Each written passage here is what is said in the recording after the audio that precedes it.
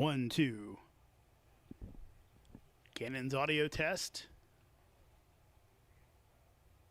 Throw.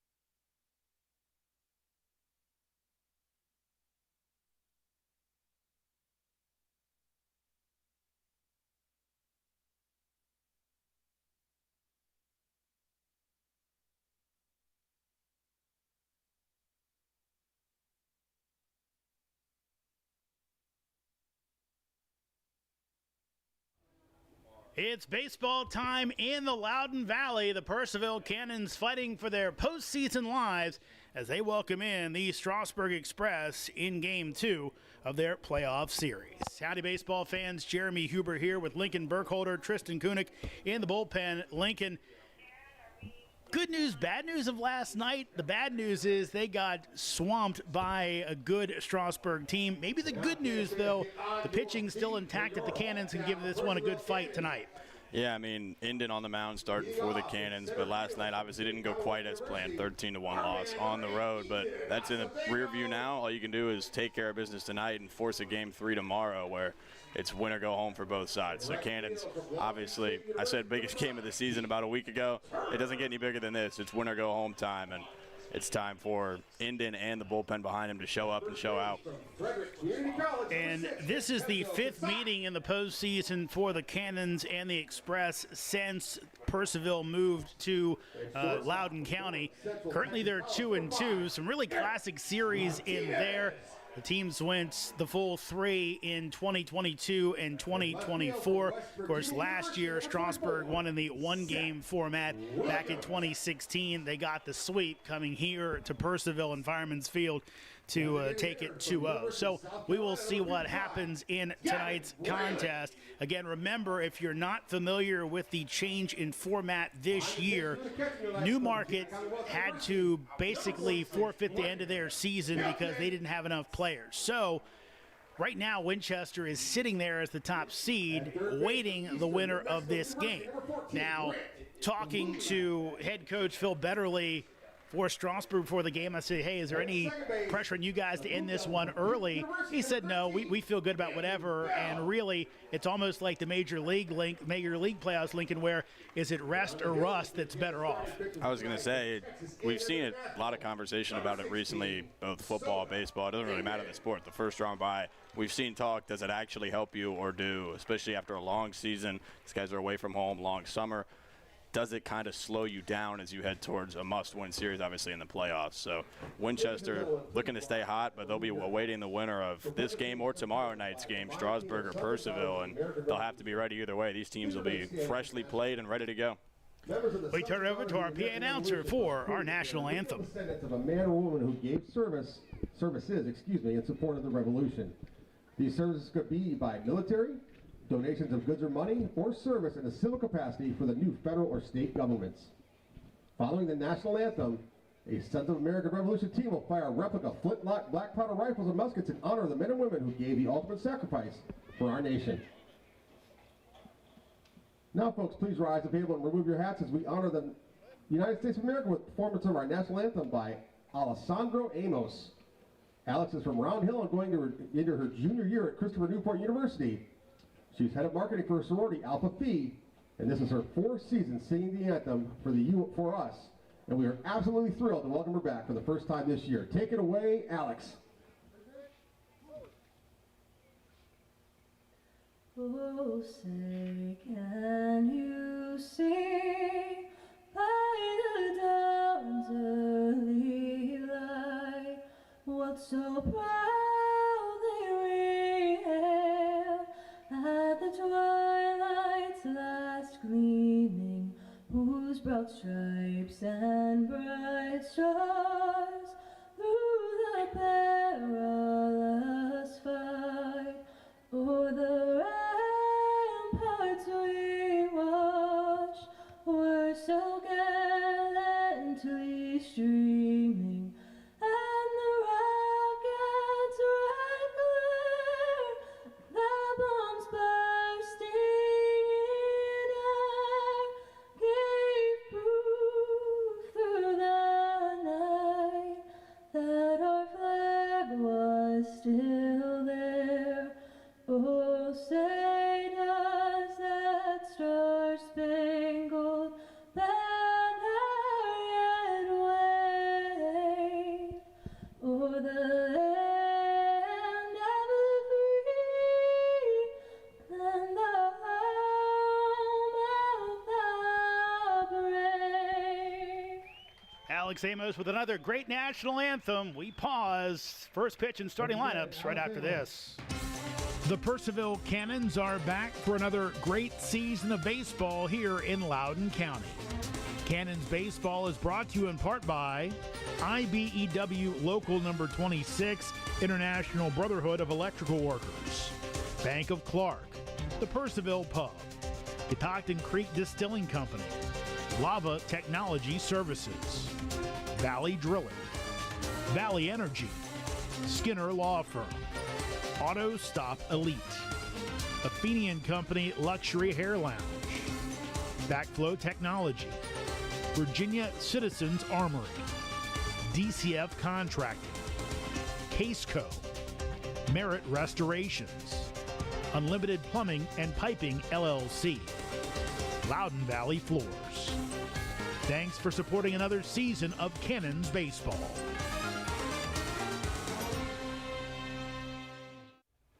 Time to get this one started. Strasburg and Purcellville in Game 2 of the Valley League first round. Strasburg with the one-game lead, looking for the closeout with your starting lineups in this one. Here's my partner, Lincoln Burkholder. Leading off for the visiting Strasburg Express, it's the right fielder, Caden Haywood. Behind him in the 2 spot, the designated hitter, Sam Brown. Batting third, the center fielder, Ben Green. Cleaning up, the first baseman, Marshall McGowan. In the 5 hole, the shortstop, Tommy Kerwin. Batting 6, the catcher, Silas Schaefer. Batting 7, the left fielder, Madden Williams. Batting 8, the third baseman, Tanner Waldrop. And batting 9, rounding out the Strasburg order, is the second baseman, J.W. Kohlmeyer. On defense for the Cannons, it's Seth Williams in left, Ethan Acevedo in center, and Merkel Turner in right. Grant Galulis at third, Eric Martinez at short, Andrew Bell at second, Vincenzo Casat at first, and Graham Hilton behind the plate. And on the hill for the Cannons, it is Sota Inden, the 5'9", 180-pound right-hander from Kanagawa, Japan. Also pitched collegiately at Texas A&M International and Sussex County Community College in New Jersey for Texas A&M International this spring. 2 appearances, 1.2 innings pitched, 16.20 ERA. This year in the Valley, Inden 7 appearances, 3 starts, 1-1 record. 17 1/3 innings pitched, 8.31 ERA, a 2.25 whip, and 8 strikeouts on the season. Inden with another season with the Cannons. It is his 4th overall, started with Purcellville all the way back in 2023 and has come back to Loudoun County every summer.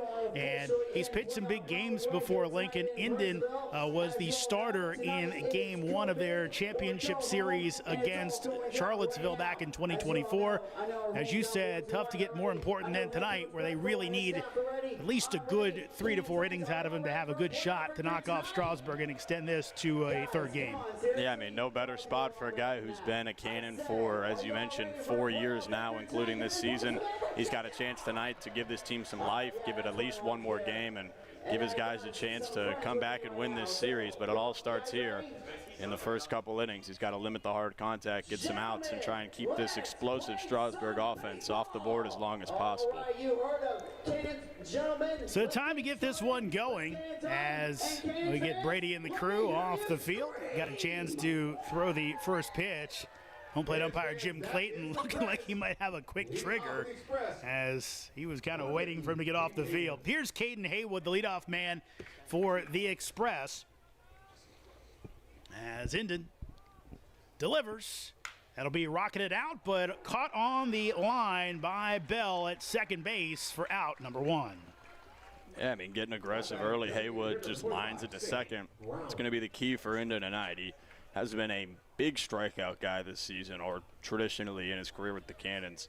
But if he can limit the hard contact to the open spaces and just get hard contact outs like that, that's going to be the key to try and keep Strasburg off the base paths and obviously limit the walks as well. Here's Sam Brown. He'll take strike 1. Your first pitch time was 7:05 Eastern. Brown, of course, has been so dominant this year in the Valley. Cannons walked him 4 times last night as he went 0 for 1, as he'll take the 0-1 outside to even up the count. Brown on the campaign, .354 hitter, 6 home runs,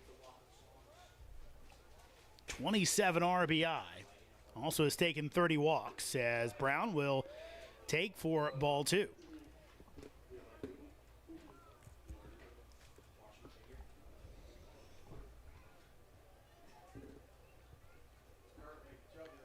Two one coming up. Here it is. That's low. Do not have our Player of the Year honors out yet, but Sam Brown's going to be in contention for that, you would think. He has been dominant all year long. 3-1. Brown takes high for ball 4, so Indon walks the second batter he sees after the hard contact for an out from Haywood, and Strasburg has their first base runner. Yeah, not ideal, the 4-pitch walk, but Indon, a guy who can certainly try and roll one into a double play here and get out of this inning. He's capable of it. We've seen him do it before, but Ben Green, talented hitter at the plate, going to have to try and fool him, get him to roll over here. Green, what a night for him last night as he'll take one inside for a ball. Green 4 for 5 with a home run, 5 RBI, and 2 doubles. Of course, we didn't mention Haywood had 2 home runs last night as he went 3 for 4 and knocked in 4. So obviously he was swinging at the first pitch as he's trusting himself right now.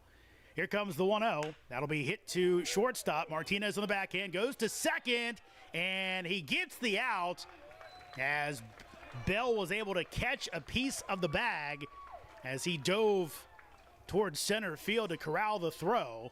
So the Cannons do get the lead runner.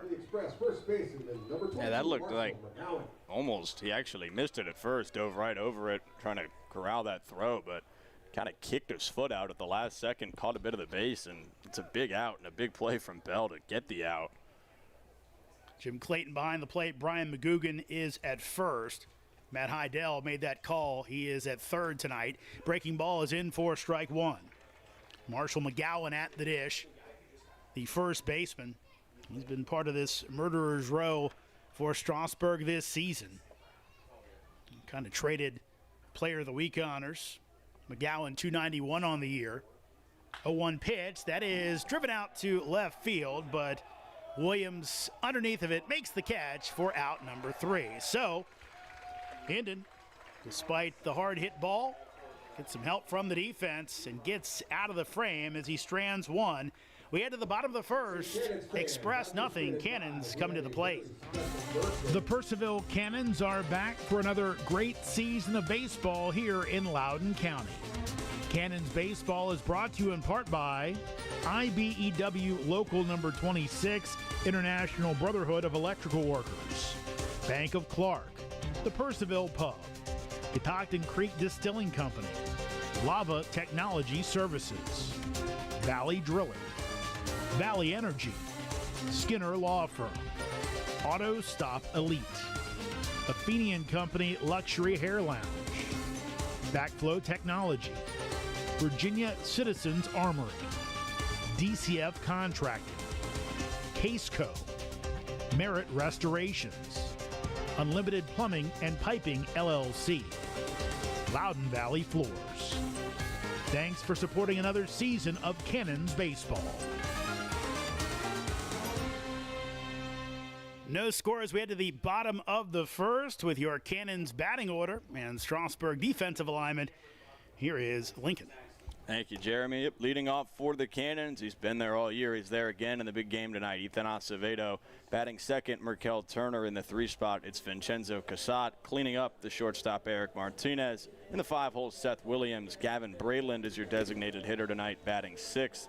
In the 7 spot, Graham Hilton. Grant Galuli batting 8. Rounding out the Purcellville order is Andrew Bell in the 9 spot. On defense, for Strasburg, it's Williams in left, Green in center, and Haywood in right. Waldrop's at third, McGowan over at first. Middle infield is Kerwin at short and Kohlmeyer at second. Schaefer's behind the plate.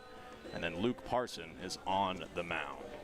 Yep, Luke Parson out of Anderson University on the campaign. Parson has made 12 appearances, pitching to a 9.93 ERA in 22 and 2/3 innings pitched. On the year, he's got an 0-3 record, so hoping to turn that around, at least take a no decision tonight as he tries to finish off the Cannons season. Purcellville tries to extend. So Parson Right-hander working out of the stretch, just like Soda ended.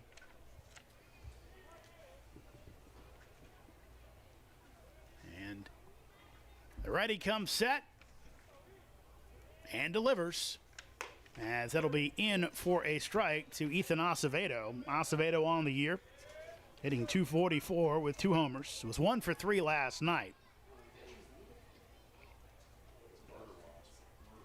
Bright spot on a tough night for the Cannons as that misses high. Count goes even at 1-1.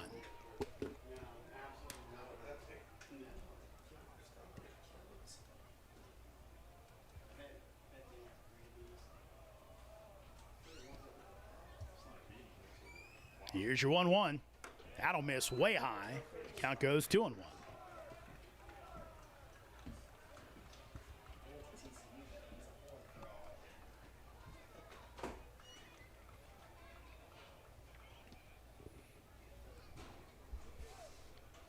2-1 from Anderson, as that'll miss high. Count goes 3-1. Parson. I'm getting that mixed up because his school is Anderson, so of course, CT guy over here is going to mess that one up. 2.55 ERA on the year. 17 2/3 innings pitched. No record, as that will miss high for ball 4. So the Cannons and their first base runner in the person of Ethan Acevedo. Yeah, Parson, sort of an enigma this season. You see a lot of the time with the Strasburg pitchers better on the road than they are at home, given the small dimensions of their home field. Parson, the complete opposite this season. He's got over twice as high of an ERA at home or on the road than he does at home. 7.79 at home, 16.88 on the road. So he'll need to bring that down tonight if he wants to close out Purcellville's season. Here's Merkel Turner. He'll take high for a ball. Of course, Merkel also goes by Keith.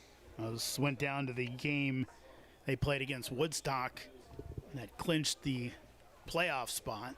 And had a whole bunch of folks calling him Keith. Here's the 1-0 pitch, as that is in for a strike. So, asked him had to pronounce his name, and he told me Merkel. And probably should have asked him, did he prefer Keith? Because it seems like that might be what he prefers. 1-1 pitch. That'll miss. So the count goes 2-1. Turner had a huge at-bat in that game where, if memory serves, Cannons were down. He was caught on to bunt with runners at first and second. Couldn't get the bunt down. Here's the 2-1 as Turner takes high for ball 3. And Lincoln, he was able to hit a ball to the right side, which the first baseman for Woodstock booted, and I think one of the runs scored maybe to tie the game. And I texted with Brett Fuller about it, and he said, yeah, I told the guys that's the biggest at-bat of the game for us. 3-1 pitch, that's high for ball 4. So back-to-back walks for Luke Parson as Vincenzo Cusat coming up, but wrapping that one up, Lincoln.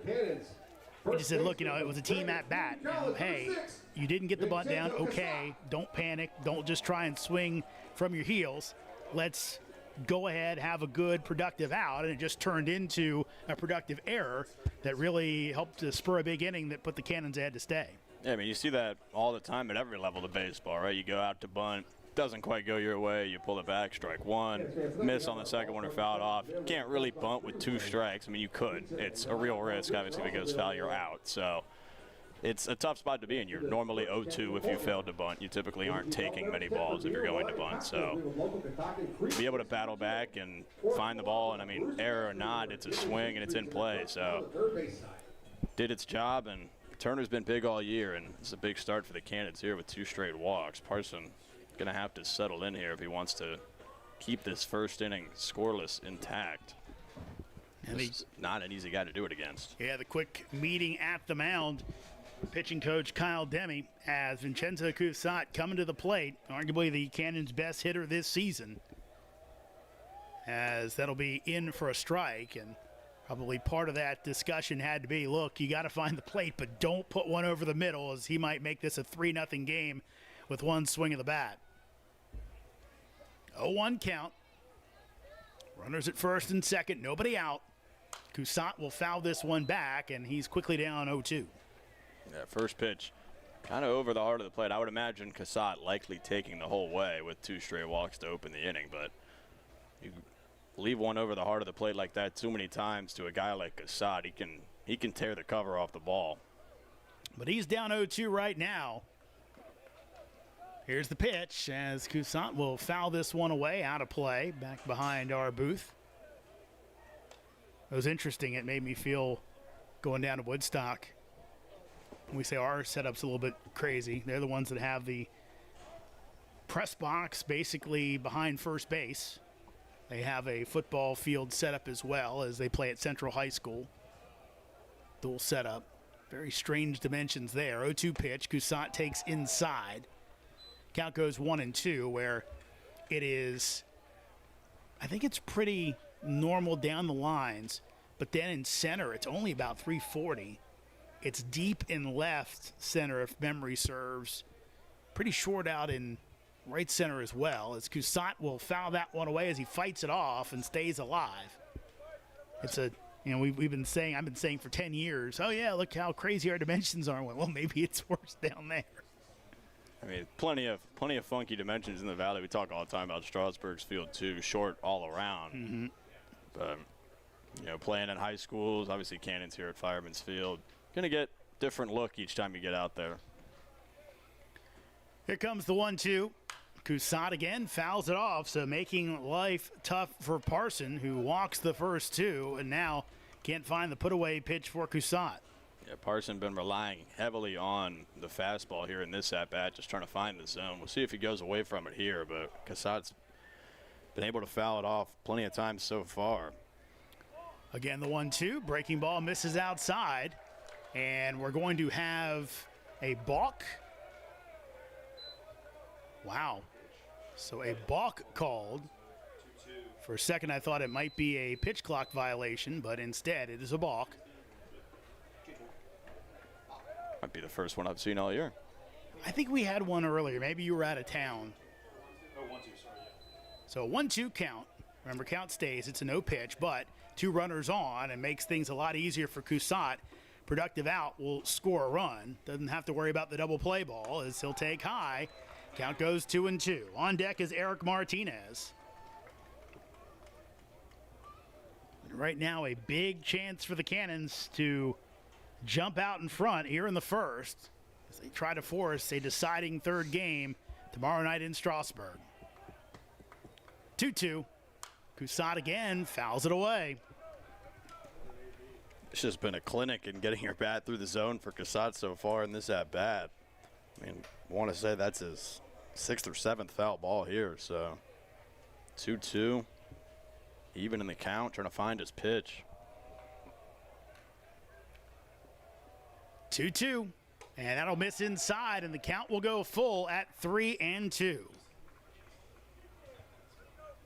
Well, you can talk about the pitcher level from Parson, but Cassatt in the transfer portal. Put this one on your demo reel, just making life tough on the opposing pitcher. 3-2. Cassatt rips it down the line. That is a fair ball, extra bases, and 2 runs will score as Acevedo in, Turner in, and a stand-up double for Vincenzo Cassatt. What an at-bat we just saw that young man put on. Yeah, but you said it. Just what an at-bat from Cassatt. A clinic, I want to say 10 or so pitches, and he just drives it down the line right over the base and all the way to the corner. Said he's been arguably the best hitter on the team all season long. He delivered there just like the best hitter on the team would. And it's a big first 2 runs for the Cannons and a big first inning in a big game. Eric Martinez. Again, like I said, if anybody's out there watching, that's the demo reel. As you go out, you just keep spoiling pitches till he got one he could handle, and then brings in 2 big runs to give the Cannons a 2-0 lead. Here's the aforementioned Eric Martinez, who will take the breaking ball in for a strike.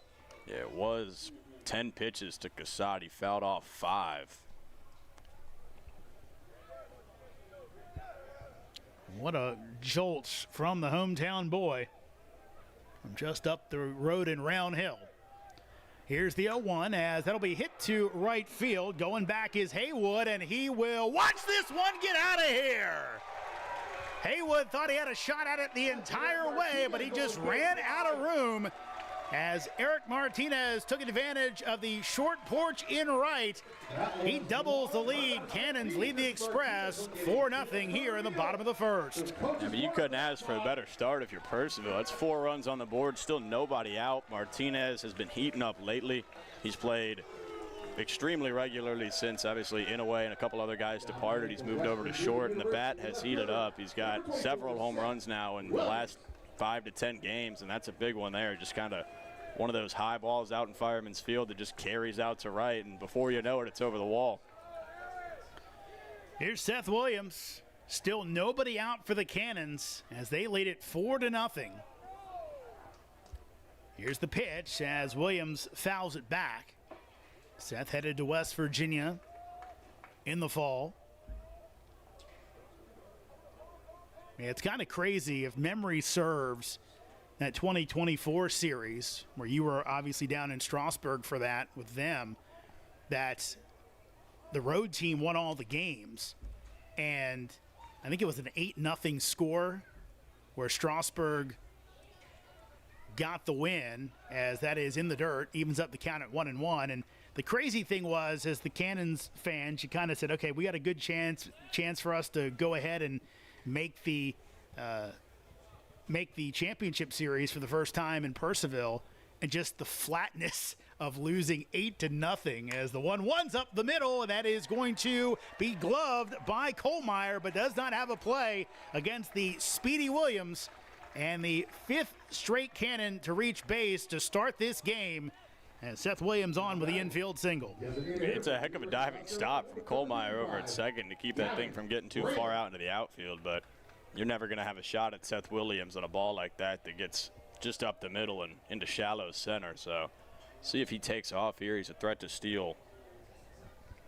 Here's Gavin Braylon. Braylon, big swing and a miss for strike one. If the name is familiar, he played for the Cannons in that 2024 season, hit .339, 3 doubles, 14 runs scored, 11 RBI in 20 games played. A one pitch, Braylon fouls that one away, and he is down 0-2 in the count. Gavin was in high school, or just graduated high school, during that 2024 season. He's headed to Gardner-Webb. Spent his first 2 seasons at South Carolina. Played a good bit in 2025. 36 games, 28 starts. But got injured, numbers trailed off this past season. 0-2 pitch. Braylon waves at that one, and that is the first out of the game for Luke Parson as he gets Braylon on the weak swing for strike 3. I mean, that's a big out for Parson on the mound. I mean, Breaker just fooled him the whole way. He was slow on the swing, late on it. By the time he was halfway around, realized he probably didn't want to go, but a little too late. And big first out and a big first strikeout for Parson. But that 2024 series actually was a Purcellville sweep, 2 games. Must be misremembering that, or these are wrong, as that's going to be hit to second base. And throw to second for 1, over to first base, not in time, as Hilton will beat it out. And a fielder's choice will retire Williams for out number 2. Good hustle from the catcher there to keep that out. See, I do have a memory of, obviously, working for Strasburg. I remember losing the final game of the season at home. Purcellville obviously was the 1 seed in the North that year. So, yeah, 2 high-scoring contests. I mean, 11-7 and 10-4 in favor of the Cannons, but plenty of matchups between these 2 teams. As actually got conversation here. I think Phil Betterly must be asking, did Williams interfere on the slide in? And that could be the only thing I can think of that would have been a question there. Illegally impede the chance to turn the double play. That'll be bounced to shortstop as Galuli will be out at first as Kerwin goes the long way to record the out. But the Cannons, with the Cusat 2-run double and the Martinez 2-run homer, they lead it 4-0 after 1 here at Fireman's Field. The Purcellville Cannons are back for another great season of baseball here in Loudoun County. Cannons Baseball is brought to you in part by IBEW Local Number 26, International Brotherhood of Electrical Workers, Bank of Clark, the Purcellville Pub, Catoctin Creek Distilling Company, Lava Technology Services, Valley Drilling, Valley Energy, Skinner Law Firm, Auto Stop Elite, Athenian Company Luxury Hair Lounge, Backflow Technology, Virginia Citizens Armory, DCF Contracting, Caseco, Merit Restorations, Unlimited Plumbing and Piping LLC, Loudoun Valley Floors. Thanks for supporting another season of Cannons Baseball. Top of the second inning as the Cannons lead at 4-0. So a little bit of inside baseball. The Bob Carpenter scorebook, which I've had, I believe, since the 2023 season. Yeah, I've got some 2023 games in here. So I went back, and actually I've got record of the game. And you're right. And obviously you looked it up, but it was a sweep. I could have sworn that was a 3-game series, but what I might be thinking of might be Woodstock that year. But I feel like there was one of these series the Cannons won. I feel like there was a 3-game set that they dropped a game at home here, but maybe I'm just making things up because I'm getting old.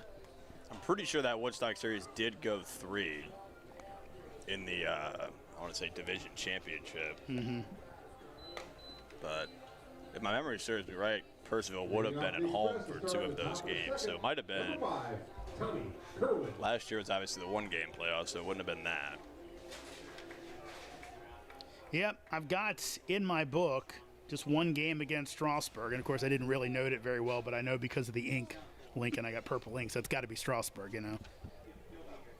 So anyway, we try our best to remember things and forget. I think I saw some names on there I recognized too. Here's the pitch, as that will miss inside, as it's Tommy Kerwin at the dish.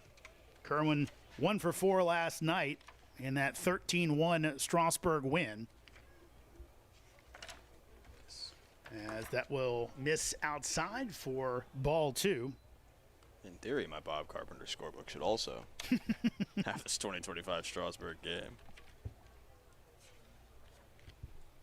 Here comes the 2-0 from Minden, as that'll be bounced to the right side. All the way over his Bell, diving stop, knocks it down, but not in time as Kerwin hustles it out. Long way to go for Bell to keep it in the infield. If he had gotten it cleanly, might have had a chance, but instead it'll be an infield single. First hit of the ball game for the Express here in the top of the second. A well-placed ground ball from Kerwin. Strasburg obviously allowed 4 in that bottom half of the first inning, so they'll take anything they can get here to get on base and potentially get some runs in. Remember, they put up 13 last night, so they do not feel pressure about putting up 4 to tie this one up, as that'll be off the end of the bat. Another tough play. Bell's only play is to first, and he goes there to get the out. The first of the inning as Kerwin advances down to second. A good little adjustment from Bell there. I think he picked it up and the last second realized just how close he was to first base and kind of half-armed it. So it looked like he was about to maybe just launch that thing at first base from a couple feet out, but short arms it and able to get the out. That was Silas Schaefer. I think he went so quick I didn't have a chance to give his name. Schaefer did not play last night. Here's Madden Williams, also did not play last night, as Williams will let this one get to the backstop as it went right through the glove of Hilton. And where do you see that, as Minden, little pantomime to Hilton, almost in a bunt signal. Don't know if he's saying, hey, watch out for a possible squeeze here. But whatever it was, Hilton just didn't squeeze it. So 1-0 count. Here's the pitch. That is in for a strike.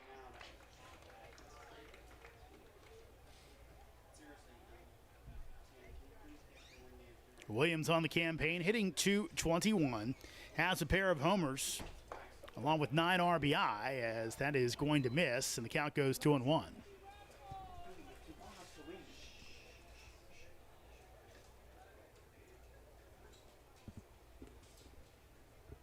Inden comes set and delivers. Breaking ball will be hit to the right side, and that's through for a base hit, as it'll be an RBI single for Madden Williams.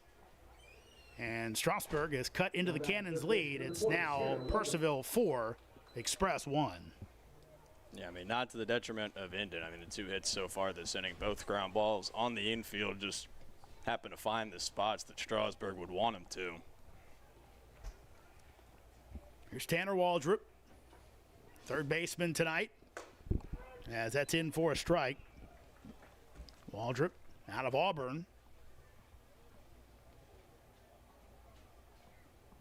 Waldrop did play last night, 1 for 3 with an RBI.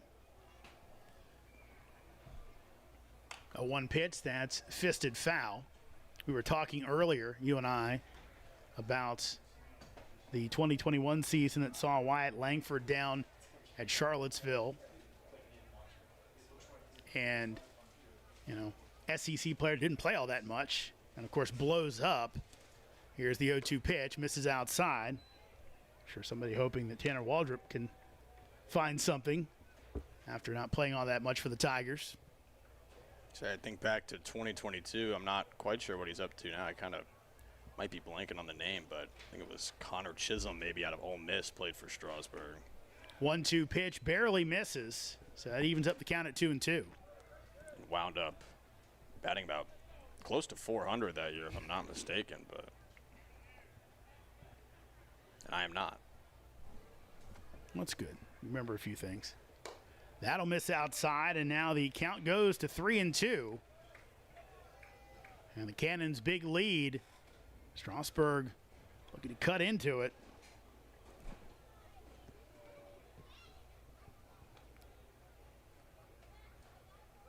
Throw over and back in safely as Williams was bouncing to his lead and ended with a quick throw over, but time for Williams to get back in. And Waldrop saw action in just 2 games for the Tigers this past year as he will lift one out to center field. Acevedo under it, makes the grab, and throws back to first. And this one a little closer than expected. I can't tell if Coussant was trying to bluff his way in on Williams, who kind of was taking his time getting back to the bag. Try to throw that slap tag on, catch him by surprise, but ends up being just the fly out to center, second out of the inning, as Kohlmeyer coming up. Yeah, I'm not sure Williams ever saw that ball coming in. Sort of took a look back to his first base coach like, hey, let me know. Let me know to dive back in next time. As that'll miss inside.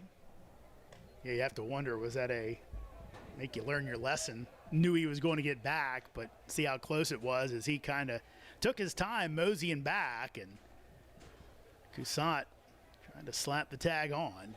Breaking ball, that will miss inside. Count goes 2-0. Reminds me a lot of, mostly in the major leagues, like line drive, hard hit, base singles into right field. You'll see guys dog it down the line and the right fielder fire one in to remind him you still got to run it out. Throw over. The more famous ones of those, kind of rivalry between the Blue Jays and the Orioles. I think Jose Bautista tried to throw somebody out at first base and actually put himself on the injured list. Don't remember who it was. 2-0 pitch. That's grounded to third base. Galuli, long throw, high throw, and it's off the bag. Coussant came off to get it, but that'll be an error on Galuli as the inning continues.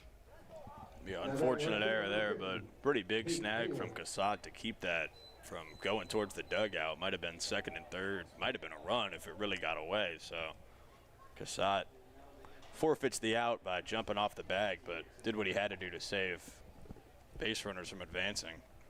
Remember Galuli kind of having to help out over at third base. Cannons losing their corner outfielders throughout the year as that's going to get to the backstop. I don't know if Hilton completely crossed up there as he'll call timeout. And he and Inden will talk it over right now, but that might be the second time that he's been crossed up, that one that got over his head earlier. But that's a big miscommunication right now as 2 runners in scoring position for the Express. Yeah, team with plenty of power, and it's time to run at the plate. Cannon's last thing they want to do here is let that 4-run lead that they built up in the bottom of the first slip away here in the second. Haywood lined out his first time up, had 2 homers last night. Here's the 1-0. He'll hit this one up the middle. That's through for a base hit. 1 run is in. Second run coming around. It's going to be a 2-run single. And we are back to a brand new ball game on the 2-run single by Caden Haywood, as it's Cannons 4, Express 3. Yeah, here it comes back around to bite the Cannons. That would have been out number 3. So 2 runs in on a nice base hit from Caden Haywood. And like you said, we got a whole new ball game from 4-0 to 4-3. Can't give extra outs to this Strasburg team. Here's the pitch as Brown will take for a ball. And as you intimated, Inden, not a real strikeout pitcher. He's going to have to pitch to contact, and already had 1 error and another miscue behind him, as that'll be hits to the left side. Martinez goes the long way, and a bit of a high throw, but Cusat able to stay on the bag, as Brown is retired, but not until the Express score 3 after 1.5 here at Fireman's. It's Purcellville 4, Strasburg 3. The Purcellville Cannons are back for another great season of baseball here in Loudoun County. Cannons baseball is brought to you in part by IBEW Local Number 26, International Brotherhood of Electrical Workers, Bank of Clark, the Purcellville Pub, Catoctin Creek Distilling Company, Lava Technology Services, Valley Drilling, Valley Energy, Skinner Law Firm, Auto Stop Elite, Athenian Company Luxury Hair Lounge, Backflow Technology, Virginia Citizens Armory, DCF Contracting, Caseco, Merit Restorations, Unlimited Plumbing and Piping LLC, Loudoun Valley Floors. Thanks for supporting another season of Cannons baseball.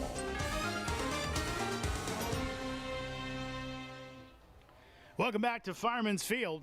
Big 3 runs for the Express to answer to the Cannons 4 in the first. 4-3 our score here in the bottom of the second inning. Again, these two teams meeting for the 5th time in the Valley League postseason since Purcellville moved down here to Loudoun County. We're in Charlestown before that. Cannons with a pair of appearances in the Valley League Championship, 1 in Charlestown, 1 here in Purcellville. Strasburg currently at 4 league titles. I think that's right. I believe that is right. Winner of this series will move on to face Winchester in the North Finals. Royals getting a few days off as the Newmarket Rebels had to shut down their season due to lack of players. Here's Andrew Bell as he'll take the breaking ball in for a strike from Parson, who gave up 5 straight base runners before recording the next 3 outs. Started with the strikeout to Braylon, then got a fielder's choice and a ground out. Here's the 0-1. Breaking ball in for strike 2, and Bell kind of rolls the eyes. Didn't like that call from Jim Clayton, but he's got one more pitch to go.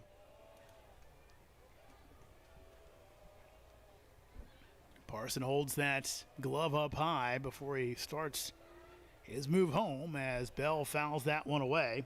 Andrew on the campaign, hitting .216. Has 14 RBI. 1 for 2 last night. Bell, previously at Duke, believe he's headed to Northwestern in the fall, taking advantage of the transfer portal. Here's the 0-2. Breaking ball misses in. Count goes to 1-2. He's been a staple in the 9 spot all season long. And he's been a consistent force in the 9 spot, sort of like a second leadoff hitter.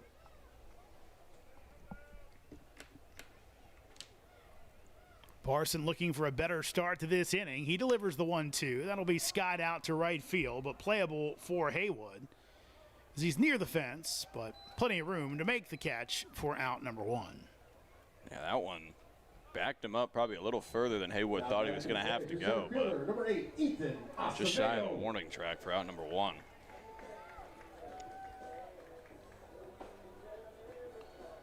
Top of the order, and Ethan Acevedo. Acevedo started things off for the Cannons with a walk. He came in on the Cousins 2-run double down the first base line. Here's the pitch as Ethan takes for strike 1. See Parsons starting to land that breaking ball a little more for a strike. Struggled in the first inning, but that'll be a big help for him if he can hit that backside against lefties. 0-1. That's fouled away, and Ethan down 0-2. The ace played at VCU this past season. Part of a Rams team that won the A-10 championship. Went to the North Carolina Regional. Turner on deck.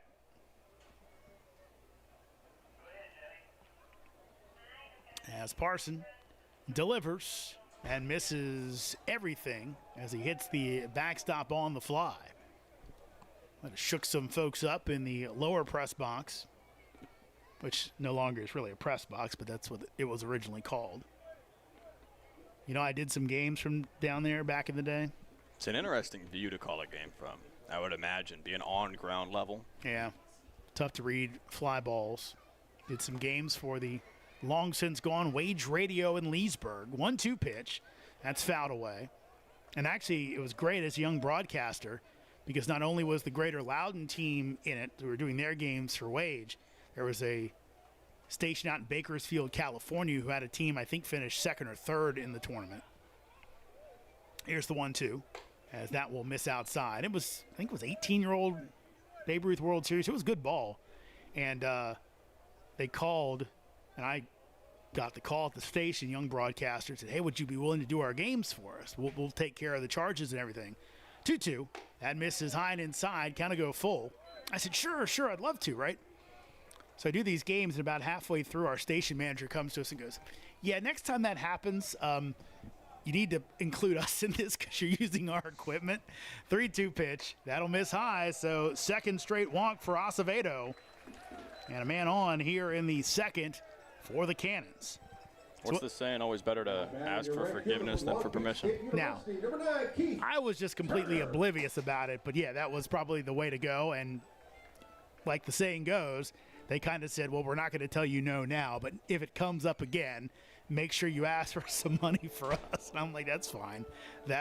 But I basically would spend, because I think they only played each other once in the tournament, so I would end up doing 2 games a day. I think both of them went either to the final or to the semis as Acevedo takes off and no chance, and that might be the summer ball steal right there, kind of delayed, and nobody said anything once Acevedo broke to second. Parson never stepped off, would have had a play, but instead, Ethan swipes the bag.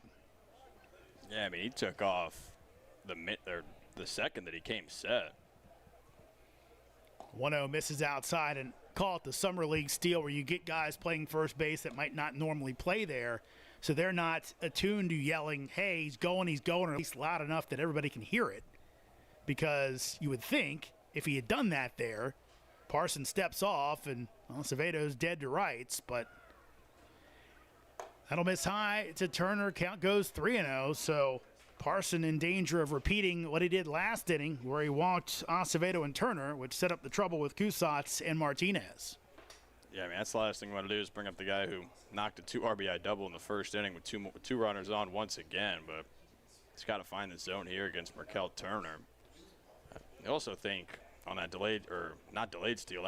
advanced steal from Acevedo, catcher maybe puts his hands up. I mean, he was set. He had not made a move towards the plate yet, so he certainly had time to step off and make a throw to second. Acevedo probably would have been out. But instead, he is in scoring position. 3-0 pitch as Turner takes for strike 1. We've seen him rely on that fastball in like 3-0, 2-1, 3-1 counts a lot. If he does that for an extended period in this game, Cannons might find a way to damage that. 3-1 pitch. Big swing and a miss by Turner. Evens up the count. Makes it 3-2, I should say. Makes it full. 1 out. 4-3 lead for the Cannons here in the bottom of the second. Purcellville scored 4 in the first. Express answered with 3 in the second frame.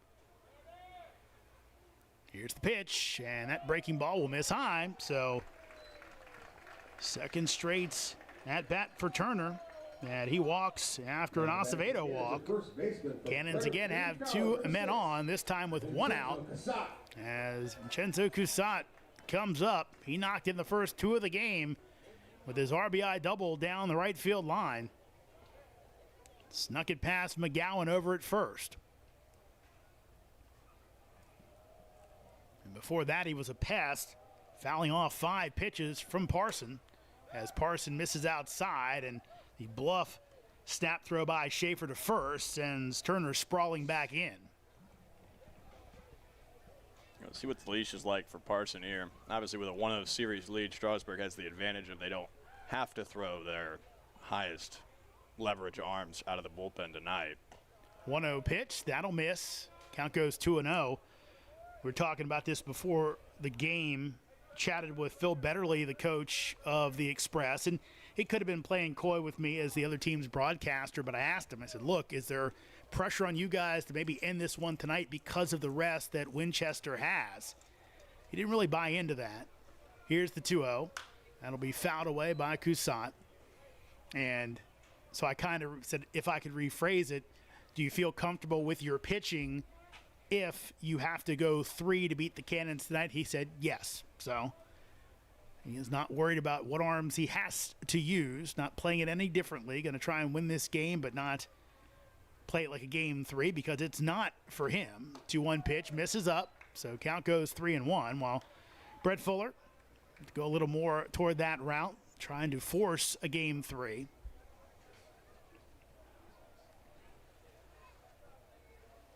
That's why a nice start tonight from Minden. Important for the Cannons. 3-1 pitch. That'll miss high. So the 3rd straight walk in the inning and the 5th in the game for Parson. As the Cannons have the bases loaded for the guy who had a home run in the first, Eric Martinez. North Central Texas College. Talk about the leash, but I mean, the other thing we're getting at here with 5 walks now, and obviously that 10 pitch at bat that ended in a double for Cusat, is the pitch count is not low for Parson. He's sitting over 50 pitches. Remember, there are pitch limits in the Valley. Basically a sliding scale of when you can come back, how many days rest you have to have. As that breaking ball is in for a strike to Martinez, who hit that home run to cap the 4-run first. Ball that looked like it would stay in play, but just kept moving and barely got over as Haywood thought he had a chance at it in right, but just cleared the fence to put 2 on the board. 0-1. Martinez hits it the other way again. This time it's out of play. So he's down 0-2. And remember, it was Martinez at the plate. Excuse me, that was Cusat at the plate at the time. I wanted to say that he had an open base down in the count.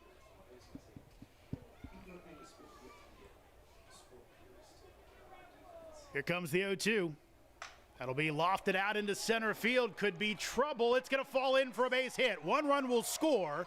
Throw comes home as Acevedo in, as everyone had to play it carefully, but little duck snort out there by Martinez gets it to fall. And it's now Cannons 5, Express 3, as Martinez has 3 RBI on the night.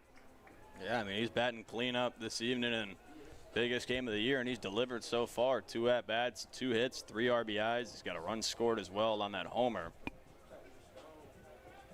It's another dangerous bat at the plate, a guy who had a base hit his first time up, Seth Williams. And Williams, with that hit, was erased on the fielder's choice by Hilton, as he will foul this one back. Reminder, Cannons fans, the Valley Energy Kids Dance is at the conclusion of this inning in the bleachers. Williams, behind the Cannons dugout. one of the Cannons over .300 still playing. A few Cannons hitters done for the season. Thomas Marsala suffered a knee injury. Been in street clothes since then. Big loss for the Cannons, as that'll miss Lowe. Count goes 1-1, and it's a really big loss. Obviously, you never want to see anybody get hurt, but a guy like Marsala, who I think would have stayed through the season had he been healthy, being out and can't play. And I think he even kind of gave it a go to say, hey, can I swing the bat if needed for a one pinch hit opportunity here? 1-1 pitch, that'll miss inside, and said, yeah, I just couldn't make it happen without me feeling like maybe I could hurt myself, so. I mean, obviously, health the paramount, so you don't want to get any more injured than already are. But, yeah, I mean, that's a big loss, not just because he's a 300-plus hitter who hits lots of home runs for this team, but he's been a heart and soul of this team for last year and this year. That's hit out to left field. This is going to be trouble. If it stays in the park, it's off the wall. One run is in, second run coming in, and Williams will have to stay at second base, as that is a two-run double for Seth Williams. Cannons put 3 on the board with only 1 out. They lead the Express 7-3. I mean, that's how you pick it up after the error that led to 2 runs back in the top of the second. Just, I mean, a lot of teams you could see them get down, be like, oh, here we go again, another error. There goes the lead. But Cannons just come back out and punch Strasburg right back in the mouth. 4-run lead is back in the blink of an eye. Call to the bullpen as Parson is done. We'll tell you about the new pitcher from the Express in a moment. Cannons with another big inning. They again lead by 4, 7-3. The Purcellville Cannons are back for another great season of baseball here in Loudoun County. Cannons baseball is brought to you in part by IBEW Local Number 26, International Brotherhood of Electrical Workers, Bank of Clark, the Purcellville Pub, Catoctin Creek Distilling Company, Lava Technology Services, Valley Drilling, Valley Energy, Skinner Law Firm, Auto Stop Elite, Athenian Company Luxury Hair Lounge, Backflow Technology, Virginia Citizens Armory, DCF Contracting, Caseco, Merit Restorations, Unlimited Plumbing and Piping LLC, Loudoun Valley Floors. Thanks for supporting another season of Cannons baseball. New pitcher on for the Express. It is Finn Lamb. He's made 5 appearances for Strasburg on the year, pitching to a 3.52 ERA over 7 2/3 innings. Lamb on the campaign with 11 walks and 9 strikeouts, a 2.22 whip on the year. Lamb, again, a right-handed hurler, and he will come on to try and close this inning out before any more damage from the Cannons. But as you said, Lincoln, what a response from Purcellville after a tough top of the second. Yeah, I mean, obviously saw the error. It was an unfortunate error, and it led to 2 runs. This game got back within a run before the Cannons could even celebrate the 4-run lead they picked up in the first inning. But come out in this inning, draw 3 straight walks to open it up after the first out.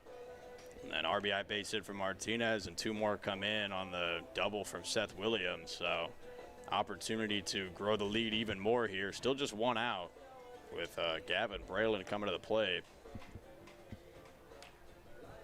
Finn Lamb out of Roanoke College, part of the ODAC, called their conference championship this year. So Lamb will look to end this inning. Easier said than done. Braylon coming up, and with a chance to score a run by making it out. So we'll see if he's able to come up with a productive out or better, a base hit, to go ahead and add on to this lead. And last night that game was done in via slaughter rule. Don't expect this one to be, or mercy rule, or whatever you want to call it. And I heard that originally they didn't know the game was going to be a mercy rule. They had to get on the phone with the commissioner and see if the mercy still applied, and they said it did, so they ended up ending the game. But I think Strasburg had already gone over the 10 runs they needed, 10-run lead to win the game. But maybe a blessing in disguise for the Cannons, who right now probably have a little thinner pitching than the Express do. But right now, Purcellville against the dangerous Strasburg team would love to add on here. So Lamb will see Braylon as Strasburg brings the infield in, trailing by 4.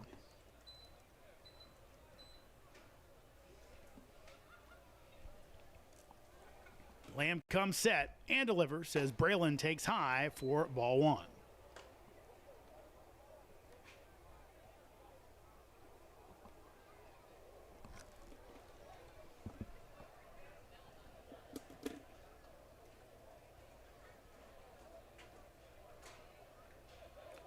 Lamb's 1-0, misses outside for ball 2. Purcellville here, though, can't take your foot off the gas. 4-run lead, for lack of a better word, really nothing against this Strasburg offense. We've seen them put 4 on the board in plenty of innings this season, and more than 4 in some. And these teams traded blows all season long. And time called, and I believe might be the something to do with the Cannons that are outside of the dugout right now. I don't know if they're talking too much or in the line of fire. But whatever it is, no one moved, and now time called. And Jim Clayton is going to head out and talk to Lamb. So this has to be, let's see. You say he's not coming to a set position? I think what he's getting at is Lamb does that little leg bounce, which you see a lot of pitchers do, but you do have to pause that bounce right before you actually start your motion. So maybe what Clayton's saying is he's not seeing him actually pause, and rather that bounce is just immediately turning into the motion, which obviously wouldn't count as coming set. And a balk here would be detrimental for Strasburg. It'd be a run in. So if you're Lamb, I'd almost be glad that Clayton's coming up and talking to you and not just waiting for it and calling it a balk. Right now going pretty deep on this one as he's kind of pantomiming the open to the closed, and whatever has been talked about. So now Brett Fuller trying to get an explanation.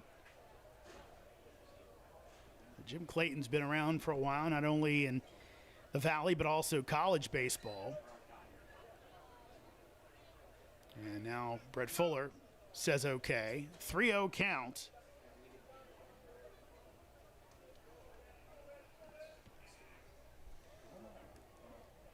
So Braylon steps back in. See if Lamb can find the plate here. Here's the pitch as it's right down the heart for strike 1. You know, after the whole Jose Caballero thing yesterday. And actually just saw that on my way over here. Kind of have to wonder at that point, is it something to do with you're not looking up in time, all the different intricacies of the pitch clock? Some of which we don't seem to know. 3-1. That'll be popped up onto the outfield grass. Coming in is Green. He will settle under it, make the catch. Throw will come home as McGowan cuts it off. That's a big second out for Lamb after it looked like he might walk in a run. Yeah, shallow 1-2, so you keep the runner on third. Sacrifice out of play now. Graham Hilton's going to have to deliver if Purcellville wants to put any more on the board.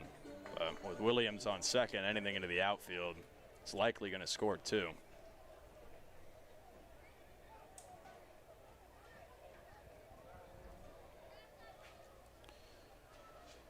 Hilton hitting to a fielder's choice his first time up, as he'll take one low for a ball. A little more digging on Finn Lamb.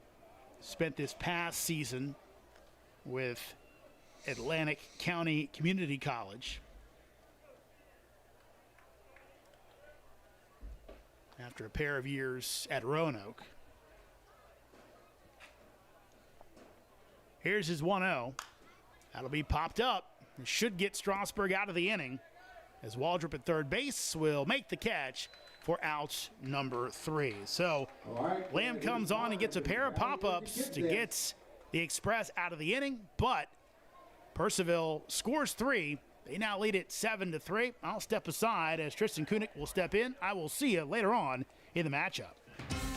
The Purcellville Cannons are back for another great season of baseball here in Loudoun County. Cannons baseball is brought to you in part by IBEW Local Number 26, International Brotherhood of Electrical Workers, Bank of Clark, the Purcellville Pub, Catoctin Creek Distilling Company, Lava Technology Services, Valley Drilling, Valley Energy, Skinner Law Firm, Auto Stop Elite, Athenian Company Luxury Hair Lounge, Backflow Technology, Virginia Citizens Armory, DCF Contracting, Caseco, Merit Restorations, Unlimited Plumbing and Piping LLC, Loudoun Valley Floors. Thanks for supporting another season of Cannons baseball. Welcome you back into Purcellville. First round of the Valley League playoffs here. Strasburg up 1-0 in the series. I'm Lincoln Burkholder. We'll be joined shortly by Tristan Kunik up here in the booth. Purcellville, 3 more runs on the board in the bottom of the second. They now lead this one 7-3. So it was a 4-run first inning and a 3-run second, and it'll be Soda Inden back out here in the third, looking to keep this lead where it's at. He will see the heart of this Strasburg order, 3, 4, 5, and Ben Green, Marshall McGowan, and Tommy Kerwin.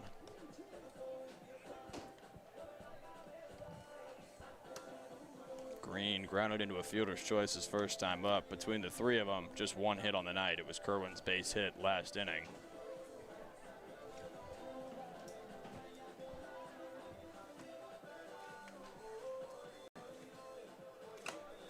Leading off for the Express in the top of the third, center fielder It's number been a 11. good start to this contest for the Cannons offense in a must-win environment here at home. Trying to force a decisive Game 3 on the road in Strasburg tomorrow night. First pitch from Inden is going to miss low for ball 1 to Ben Green.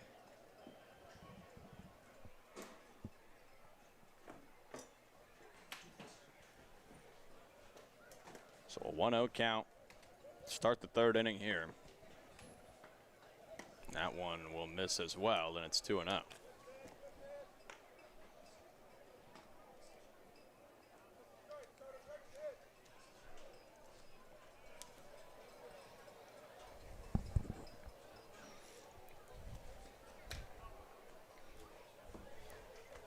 Inden kicks and fires. That one will skip in the dirt, go to the backstop, and it's quickly 3-0 to Ben Green to lead off this third inning. As he looks to draw the ever important leadoff walk, or ever impactful, I should say. That one will miss inside, and it's a 4-pitch walk to start things here in the third, as Ben Green is on first with nobody away. Not where you want to start if you are Inden. Obviously struggled in the last inning, giving up that leadoff single, getting that first base runner on. Not ideal for Inden here, as they're trying to get at least one more inning out of him. Looks like there is some movement over in the Cannons bullpen. First pitch to McGowan, swung on and missed, and it's 0-1. McGowan flew out to left his first time up back in the first inning. And obviously Cannon's not in the best spot to be able to give up runs and give the Express a chance here. That one lined out into left field. It's going to be a base hit for Marshall McGowan. Green will hold up at second as Williams gets it in. And it's first and second here to lead off this third inning. Now batting number 5, shortstop, Tommy Kerwin.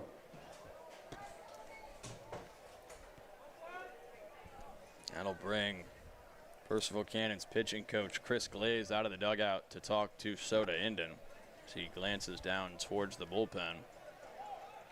Yeah, it looks like whoever was in there might have just started warming up. Doesn't look like he's throwing too hard yet. I don't even think he's full 60 feet away from the catcher yet.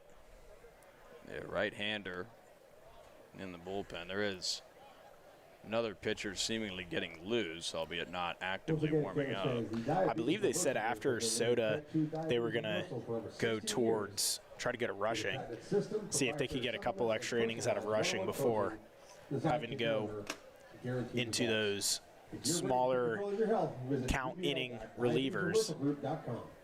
It'll be interesting to see what the decision is. I mean, if the Cannons can hold on to a 4-run lead here, obviously you always play to win the game that you're in, especially when the game that you're in is win or go home. But Game 3 in Strasburg, Ryan Rushing has been probably the most reliable starting pitcher in the Cannons rotation all season long.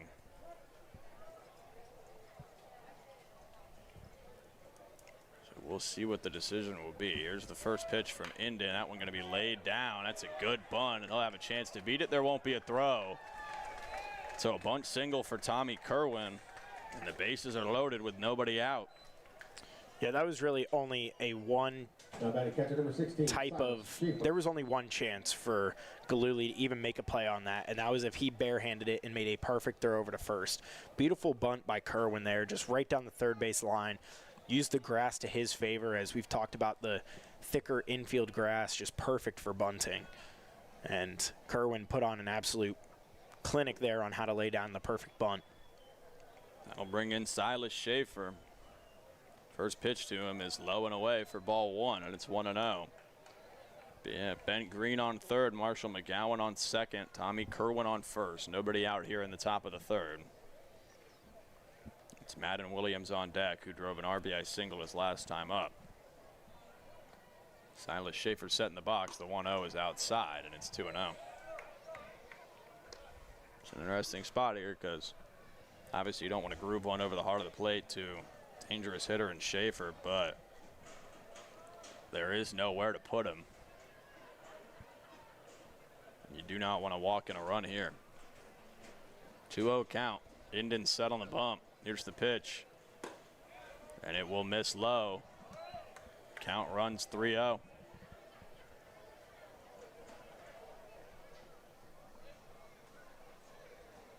Looks like it might be Clout in the bullpen from my very tough view. 3-0. That one in there. Called strike at the knees, and it's 3-1. It's a big strike from Indon to stay alive in this at-bat.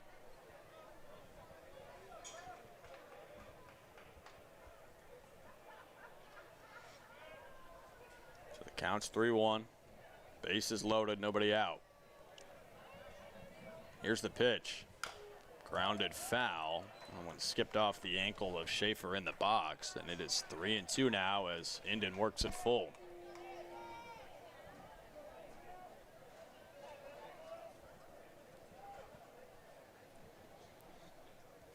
A big pitch on the way from Soda Indon. A payoff with the bases juiced.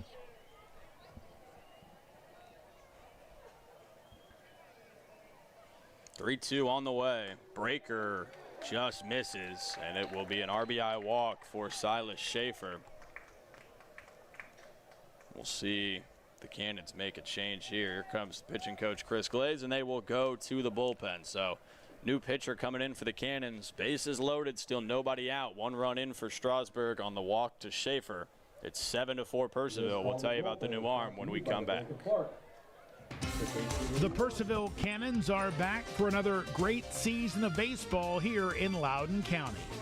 Cannons baseball is brought to you in part by IBEW Local Number 26, International Brotherhood of Electrical Workers, Bank of Clark, the Purcellville Pub, Catoctin Creek Distilling Company, Lava Technology Services, Valley Drilling, Valley Energy, Skinner Law Firm, Auto Stop Elite, Athenian Company Luxury Hair Lounge, Backflow Technology, Virginia Citizens Armory, DCF Contracting, Caseco, Merit Restorations, Unlimited Plumbing and Piping LLC, Loudoun Valley Floors. Thanks for supporting another season of Cannons baseball. Welcome you back in. Number 77. And Walker Tristan Clout. was right. It is Walker Clout on the mound for Purcellville. I'll have Tristan tell you all about him. Walker Clout is a 6'1", 210 righty out of Messiah University, and pitching to a 6.85 ERA and 22.1 innings pitched across 15 appearances. He did start a game. He's 0-2 and does have a save. And despite the ERA, by looks, he is and has been one of the Cannons' more dependable relievers and a guy who can give you some length. I believe, as I will double check here, I believe he's gone 3 innings for the Cannons before. I know he's definitely gone 2 a couple times. At Newmarket on July 19th, he went 4, and I was right. Against Woodstock on July 6th, he went 3 innings in relief there. So he definitely has the ability to give some length, and that's something the Cannons are looking for. As I mean, you're in a must-win game here, and you need to try to use as little arms as possible. If getting definitely 2 and possibly 3 out of Walker Clout would be huge here, and he's coming in a tough spot. Yeah, tough spot indeed. Bases loaded. Nobody out for the Strasburg Express. Still 1 run in already. Madden Williams at the plate. At an RBI base hit last inning. Here's the first pitch to him, and it's low for ball 1.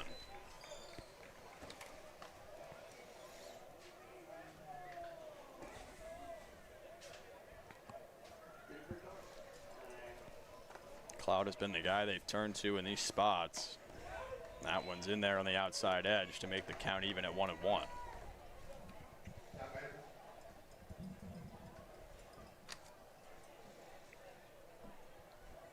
1-1 count to Madden Williams, the left fielder for the Express. Here's the pitch. In there, strike 2 called. Williams disagrees, but it's 1-2.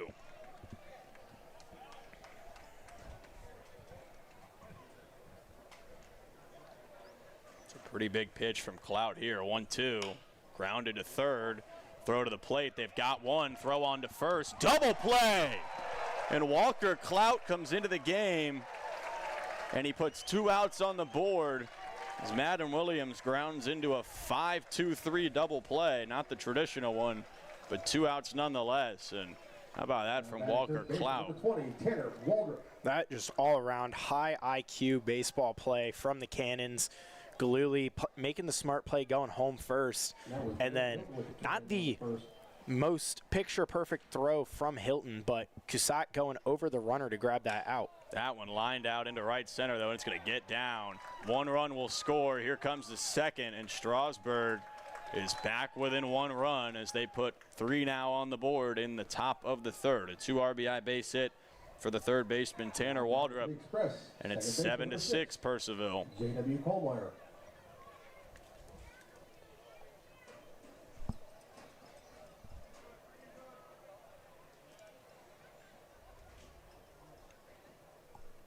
Waldrop delivers, and it's 7-6. That one high in the air, foul territory right side. Will it stay in play? It will not. Gets into the Cannons bullpen for strike number 1.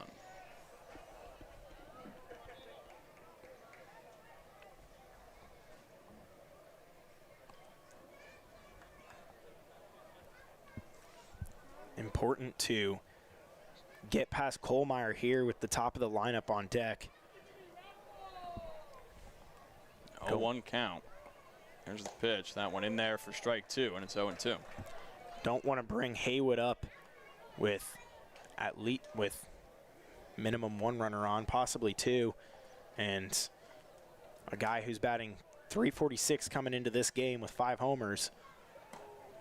That one low and away. Hilton stays in front of it, and it's 1-2. Yeah, Haywood also already has a 2 RBI single with 2 outs tonight.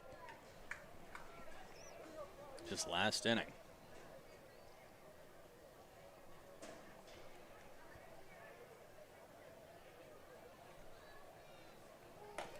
That one swung on and missed. They will tag him out, and the inning is over. So drop third strike puts it away, and Clout allows 2 more to come in, but Purcellville stays in front. It's 7-6 as we head to the home half of the third.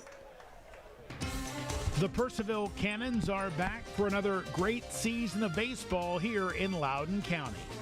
Cannons baseball is brought to you in part by IBEW Local Number 26, International Brotherhood of Electrical Workers, Bank of Clark, the Purcellville Pub, Catoctin Creek Distilling Company, Lava Technology Services, Valley Drilling, Valley Energy, Skinner Law Firm, Auto Stop Elite, Athenian Company Luxury Hair Lounge, Backflow Technology, Virginia Citizens Armory, DCF Contracting, Caseco, Merit Restorations, Unlimited Plumbing and Piping LLC, Loudoun Valley Floors. Thanks for supporting another season of Cannons baseball. Welcome you back into Fireman's Field here in Purcellville, Virginia. Valley League playoffs. It's 7-6 in favor of the Cannons in a do-or-die game 2 here at home. Finn Lamb remains on the mound for Strasburg. So he'll look to produce the first scoreless inning of the night for Strasburg pitching. The Cannons put 4 on the board in the first, 3 on the board in the second. This game has been an absolute slugfest. Just right hook after right hook from each team. Anytime Cannons put something up on the board, the Express followed right back up. 14, third baseman, Grant Galuli. And if you guys like offense, you're in for quite a treat tonight, it appears. These two teams often have high scoring encounters when they see each other. Lamb going to look to keep the score at 7-6. The final line for the starter, Luke Parson, 1.1, 5 hits, 7 runs, all of them earned, 5 walks and 1 strikeout. Had a balk as well. First pitch from Lamb over the head of the leadoff man, Grant Galuli, here in the third. Didn't get his bat down. Looked like it nearly clipped it. Definitely got lucky there. I was thinking the same thing. But it is ball 1.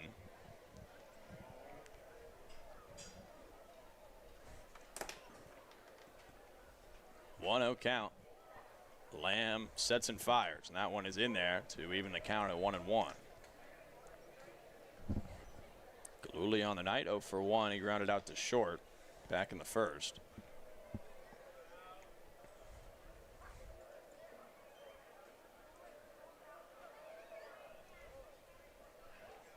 That one high in the air, right side of the field. Second baseman Kohlmeyer moving over. He will make the grab in shallow right for out number 1 here in the bottom half of the third. Now batting second baseman number 13, Andrew Bell.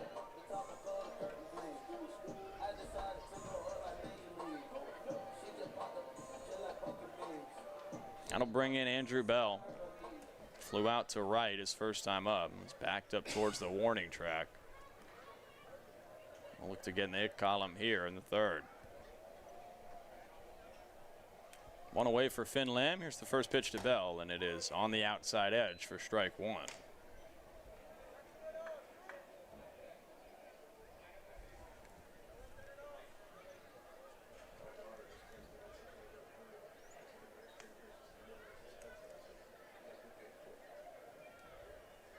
Oh, 1 count. Here's the pitch. That one breaks in there, and it's 0-2 to Bell. Top of the order on deck, and Ethan Acevedo.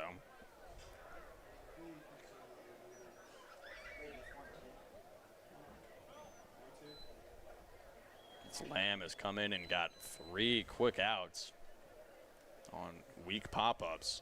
Swing and a miss, and there's his first strikeout. It's a 3-pitch K to Andrew Bell, and there's 2 away here in the third. Get on your feet for your leadoff man for Virginia Commonwealth University, number 8, Ethan Acevedo. That'll bring in the VCU man, Ethan Acevedo. He's got 2 plate appearances tonight. Both walks. He came around to score both times. As he and Merkel Turner at the top of the order have combined for 4 walks and 4 runs. 2 outs here for him, and the first pitch is low for ball 1. Not an easy out here with the way Acevedo has been fighting at the plate, working out 2 walks there.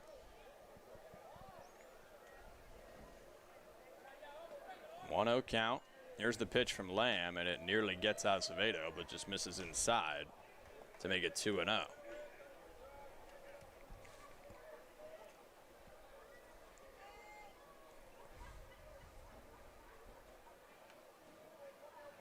So 2-0 count, 2 gone here in the third. Nobody on for Purcellville. Here's the pitch, and it's outside, and it's quickly 3-0 to Acevedo. He looks to potentially draw his 3rd walk in 3 innings.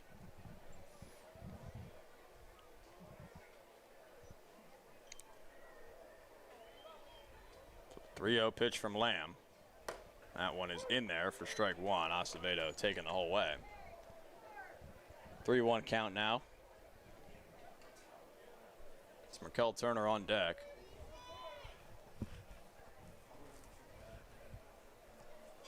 As the 3-1 is on the way. That one high in the sky. Looks like it's going to stay in play. First baseman McGowan moves over and makes the grab in foul territory for out number 3. So Finn Lamb has come in and dominated to the tune of 5 batters and 5 outs. 7-6 is the score. Purcellville in front in a do-or-die game 2. We'll see you back in the top of the 4th. The Purcellville Cannons are back for another great season of baseball here in Loudoun County. Cannons baseball is brought to you in part by IBEW Local Number 26, International Brotherhood of Electrical Workers, Bank of Clark, the Purcellville Pub, Catoctin Creek Distilling Company, Lava Technology Services, Valley Drilling, Valley Energy, Skinner Law Firm, Auto Stop Elite, Athenian Company Luxury Hair Lounge, Backflow Technology, Virginia Citizens Armory, DCF Contracting, Caseco, Merit Restorations, Unlimited Plumbing and Piping LLC, Loudoun Valley Floors. Thanks for supporting another season of Cannons baseball. Welcome you back into Purcellville. Cannons lead at 7-6 as Strasburg comes to the plate in the top of the 4th. We will see you guys next inning for the ring toss. Top of the order due up for the Express. Caden Haywood, Sam Brown, and Ben Green in that order. We see you, Drake. Walker Clout still on the mound. All things considered, not the worst case scenario for Walker Clout. You come in with bases loaded and no outs, giving up just 1 single that brought around 2. Not the worst case scenario for the Cannons. Right fielder, number 50. And you still have that 1-run lead. Yeah, certainly not a bad effort for him out of the bullpen. He got the double play and then just a good piece of hitting from Tanner Waldrop to drive in 2. The final line for Soda Inden, the starter tonight for Purcellville. 2 innings, 5 hits, 6 runs, 4 of them earned. 3 walks and no strikeouts. The first pitch from Clout to Haywood misses low and away for ball 1.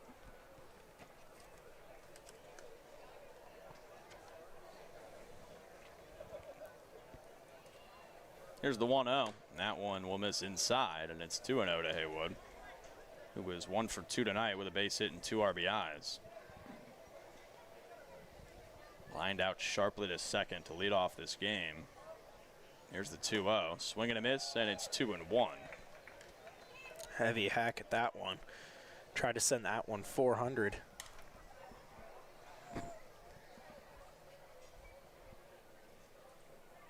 The 2-1 count to the ever-dangerous Caden Haywood. That one is lined sharply and foul. It's 2-2. Haywood, certainly not a small guy. 6'6", 255 batting from the right side. It's a redshirt freshman out of Harrisburg, North Carolina.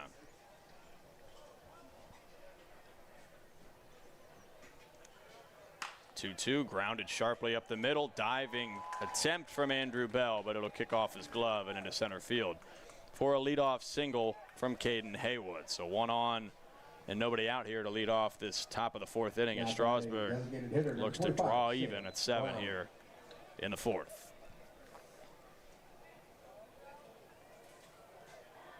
I think it was mentioned earlier, Sam Brown up here, one of the last times we saw him, had 4 runs. He had all 4 of their RBIs. With 2 homers. He was dangerous, I believe, last night as well. That one misses to make it 1-0. Brown out of Gulf Coast State College. Or excuse me, Coastal Carolina, actually. That one line foul down the right side. And it's 1-1. 6 foot 230, bats from the left.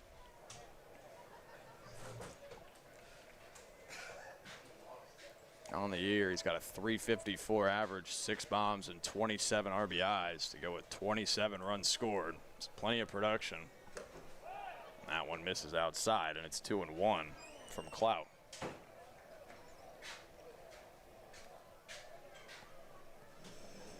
Clout looking like he's got at least some sort of leash tonight. There's nobody warmer in the bullpen. That one skips in the dirt, and it's 3-1, excuse me.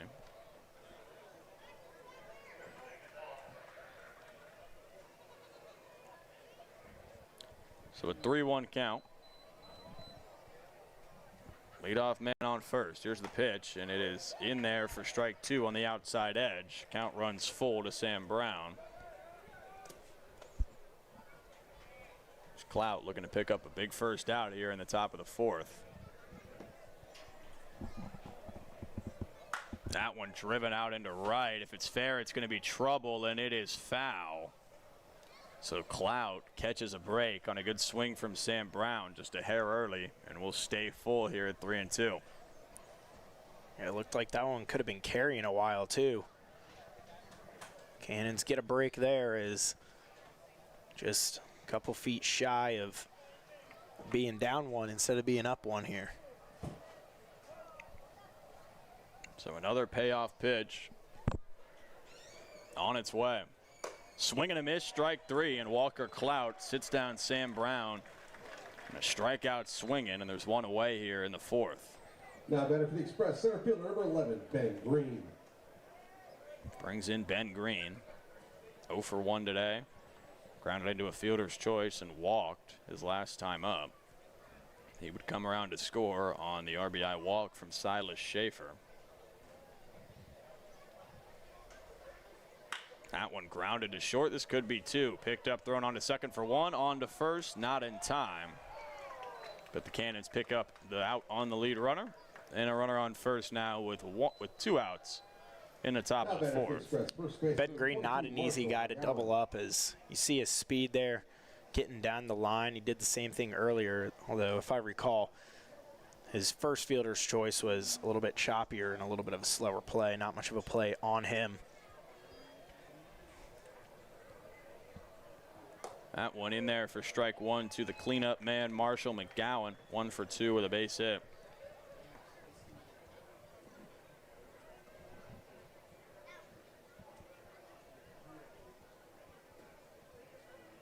Here's the 0-1.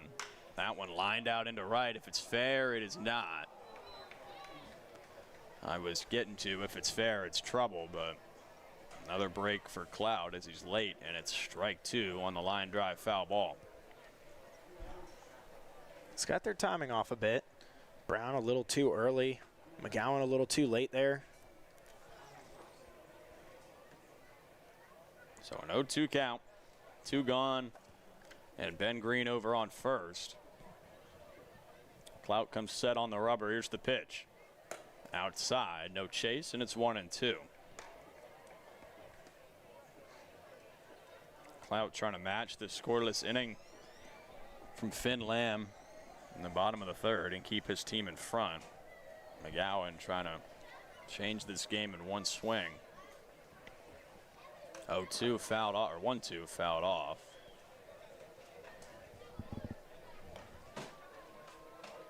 We will stay at 1-2.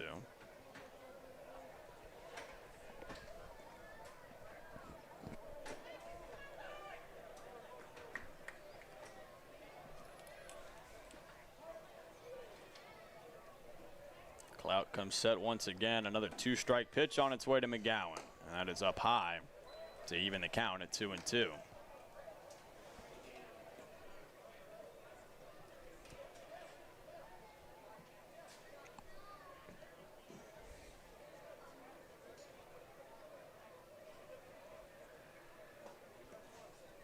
Manager Brett Fuller will come out and deliver some baseballs to the home plate umpire, Jim Clayton.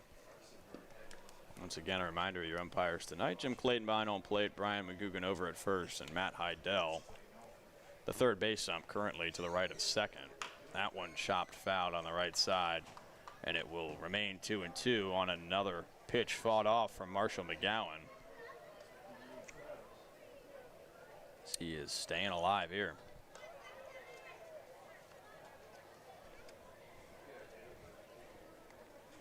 It's Tommy Kerwin on deck. Kerwin's 2 for 2. Here's the 2-2. Swing and a miss, strike 3. And Walker Clout picks up his second strikeout of the inning, his third of the night. And he keeps Strasburg off the board in the top of the 4th. So the Purcellville Cannons still lead it. It's 7-6 as we head to the home half here in inning number 4. The Purcellville Cannons are back for another great season of baseball here in Loudoun County.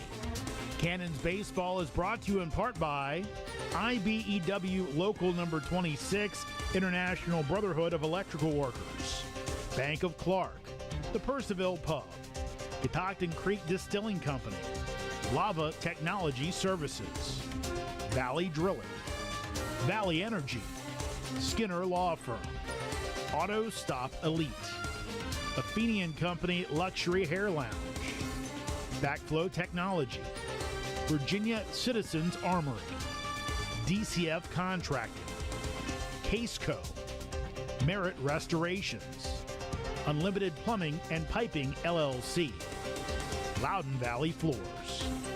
Thanks for supporting another season of Cannons baseball. Welcome back into Purcellville. Bottom of the 4th inning. Cannons lead it 7-6. History of the Valley to exceed 20,000 fans in a season. Thank you, Purcellville Cannons fans, the #1 fans in the Valley. Coach Brett Fuller extending a thank you to the Purcellville Cannons faithful, only Valley League baseball team to exceed 20,000 fans in a season. So, #1 fans in the Valley. Trying to go for their 3rd season in 4 to get that number. And it's Markel Turner here to lead off the home half of the 4th inning against Finn Lamb, who's been dominant so far. 5 up, 5 down for 28 in purple. He has been dealing since he got on the bump. Has slowed this offensive. That one misses 1-0. Slowed this offense from the Cannons to a screeching halt as they were rolling. 1-0 pitch on the way. That is in the dirt to make it 2-0 to Turner. Number 9, Turner on the night, 0 for 0. He's got 2 walks and 2 runs scored.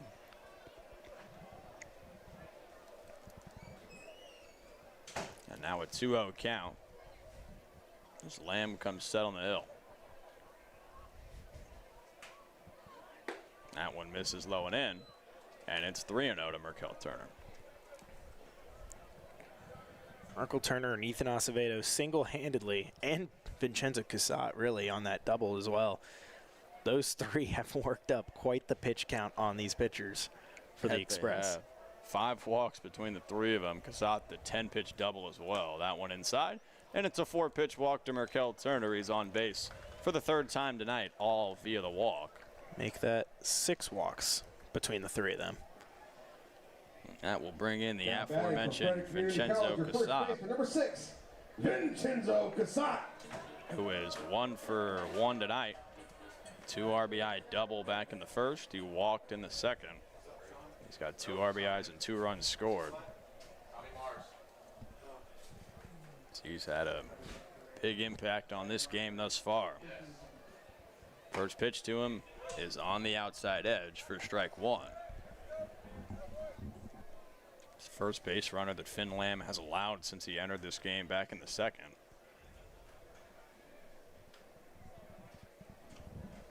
Here's the 0-1. Cassatt rips it up the middle, and it's a base hit for Vincenzo Cassatt. Turner will hold up at second, and Cassatt's 2 for 2 on the line drive single up the middle. These first 5 hitters for the Cannons have been absolutely detrimental to the Express. Only 1 out from the top 5 batters, with Eric Martinez coming to the plate again. Yeah, that 1 out, just that pop-up to foul territory on the first base side from Acevedo that ended the 3rd inning. Other than that, as Tristan alluded to, they are 6 for 6 with 6 walks outside of it. Top 5 batters have reached base 12 of 13 times. That's chopped to third. They will not go to second. They'll go to first for the out, and there's 1 away. Now 2 runners in scoring position as Eric Martinez records the out but moves the runners, and there's 1 away. Stepping up for the Cannons, your left fielder. As I was saying now, 24, 12 for 14 on reaching base amongst the top 5, and the 5th batter here, Seth Williams, trying to add on to that.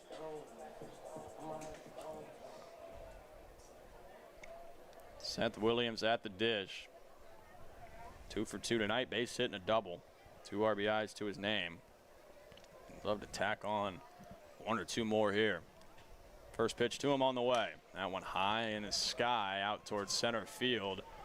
Could be deep enough to score Turner. He will run. Throw is into shortstop and cut off. So the run will score. Seth Williams, his 3rd RBI of the night. And it is 8-6 Purcellville on the sacrifice fly. Now batting your At the very minimum, does his job as brings in a run, gets it deep enough for Markle Turner to come in and bring in another run, get a little bit of insurance there, as every run's so important with the way Finn Lamb has been pitching on the mound since he entered. So Cassatt still over at second. Gavin Braylon now at the plate. He's 0 for 2 tonight. First pitch to him misses low and away, and it is 1-0. Braylon, the designated hitter.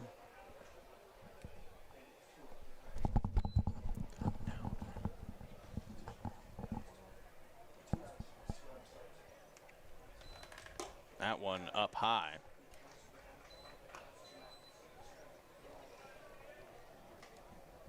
Two gone, 2-0 count to Braylon at the dish. 1 run in for Purcellville here in the 4th. They lead at 8-6. Lamb set on the hill. Here's the 2-0. That one fouled high in the sky and out of play on the right side.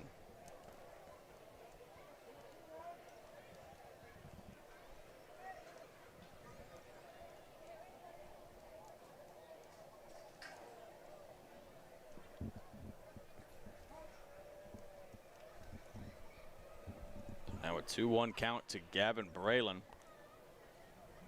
Graham Hilton on deck. Swing and a miss at the high pitch from Finn Lamb, and it is 2-2. So Lamb looking to get out of it with just the 1 run against him.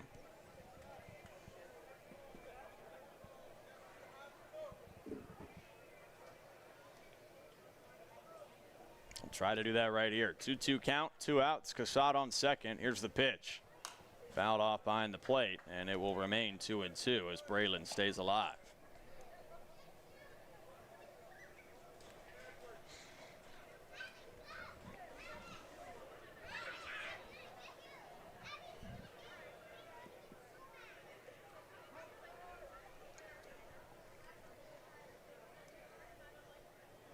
Another 2-2 on the way.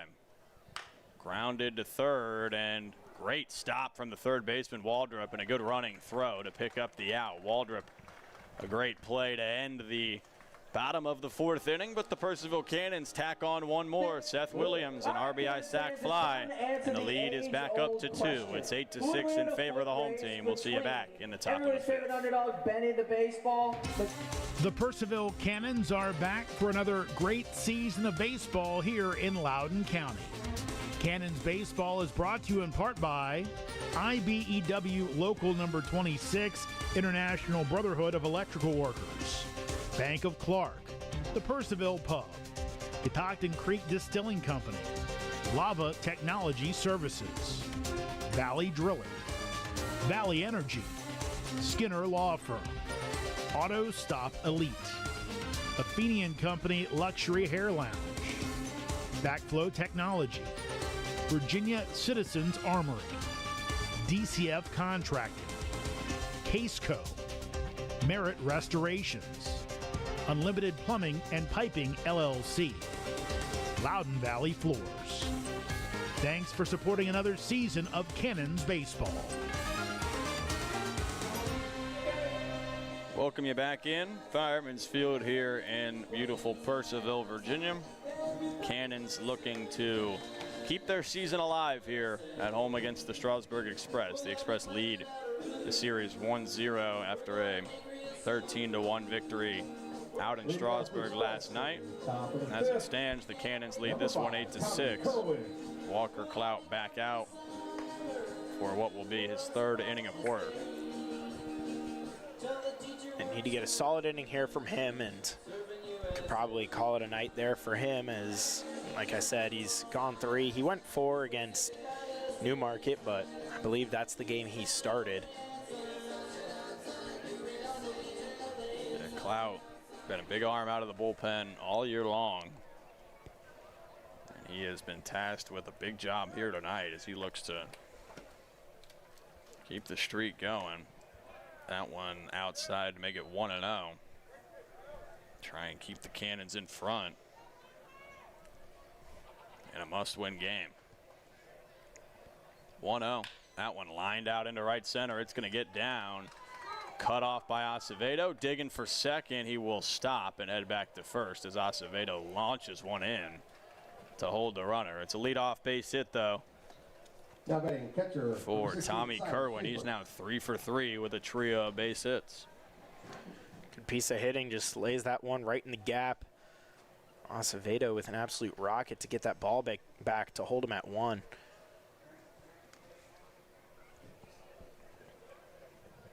That'll bring in Silas Schaefer. He will show bunt, lay it down, and that will go foul, as it does not catch the fortunate, I guess, death in the grass. Fortunate depending on which side you come from. Yeah, fortunate from the perspective of Silas Schaefer. The death in the grass would have been it avoiding the grass. Fortunate for the Cannons, as it was a well-placed bunt, just kicked off the lip and went foul. It's a far drop. 0-1. That one chopped to third. Hopping play from Galuli. Throw on to second, and a heck of a pick from Andrew Bell to save the out. One away on the 5-4 fielder's choice. Yeah, Andrew Bell doing his best first baseman impression there. Got the stretch, got the pick on the hop. Absolutely beautiful defensive play from Bell there, and Galuli making a good play there too to get that jumping stop and make the throw over. Yeah, throw probably made slightly more difficult by the jump. Didn't really have time to land and set his feet towards the base. First pitch to Madden Williams is outside for ball 1. Well, now you know you got some backup at first base if Cassatt goes down. Indeed, Andrew Bell, great pick. That one outside to make it 2-0. Tanner Waldrop on deck. J.W. Kohlmeyer in the hole. One away here and a runner on first in the top of the 5th inning. That one will miss inside to run the count 3-0 to Madden Williams. Williams is 1 for 2 tonight. RBI base hit back in the second. He grounded into double play last time up. That one will miss inside. And a 4-pitch walk to Madden Williams with 1 out. Number 20, Tanner Waldrop.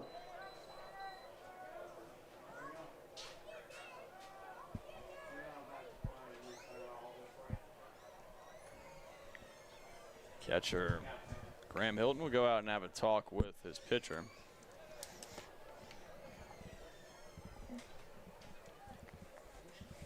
Now looking at that double play, kind of something you needed. As you got runner in scoring position now.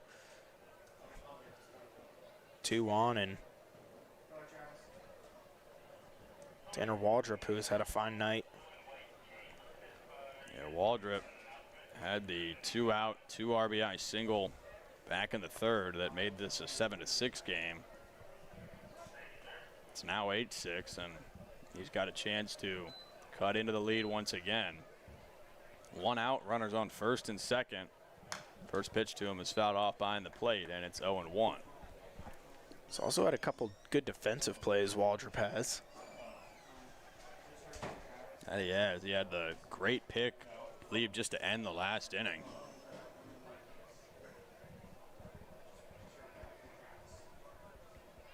Here's the 0-1. That one driven out into left center field. Acevedo going over on it. He will make the catch. A sliding grab from Ethan Acevedo. Wasn't sure if he was able to get there, but fantastic play. Saves at least 1 run, maybe 2.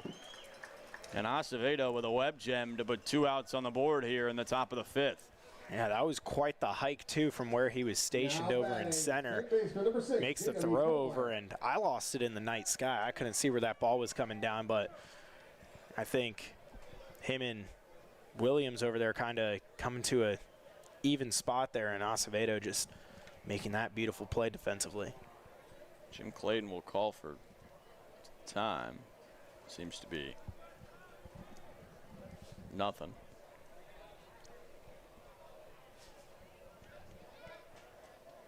And we will play here. Schaefer on second, Williams on first. 2 gone now in the top of the 5th. It's J.W. Kohlmeyer at the plate. He will show bunt, lay it down, and it will go foul. Off the lip of the grass and into foul territory on the third base side. It's 0-1 to Kohlmeyer.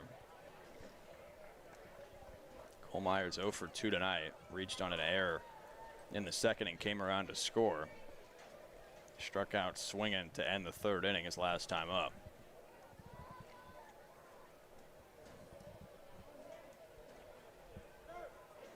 It's a big out for Walker Cloud. You don't want to bring the top of the order to the plate with presumably the bases loaded if Kohlmeyer can get on. 0-1 pitch on the way. That one is popped up, foul, and out of play, and it's quickly 0-2 to Kohlmeyer.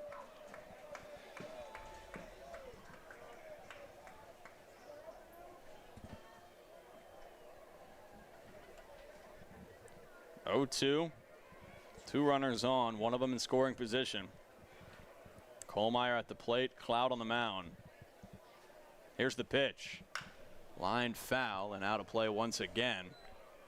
As Kohlmeyer goes out to get that outside heater. Or cutter, maybe. Fights it off to stay alive.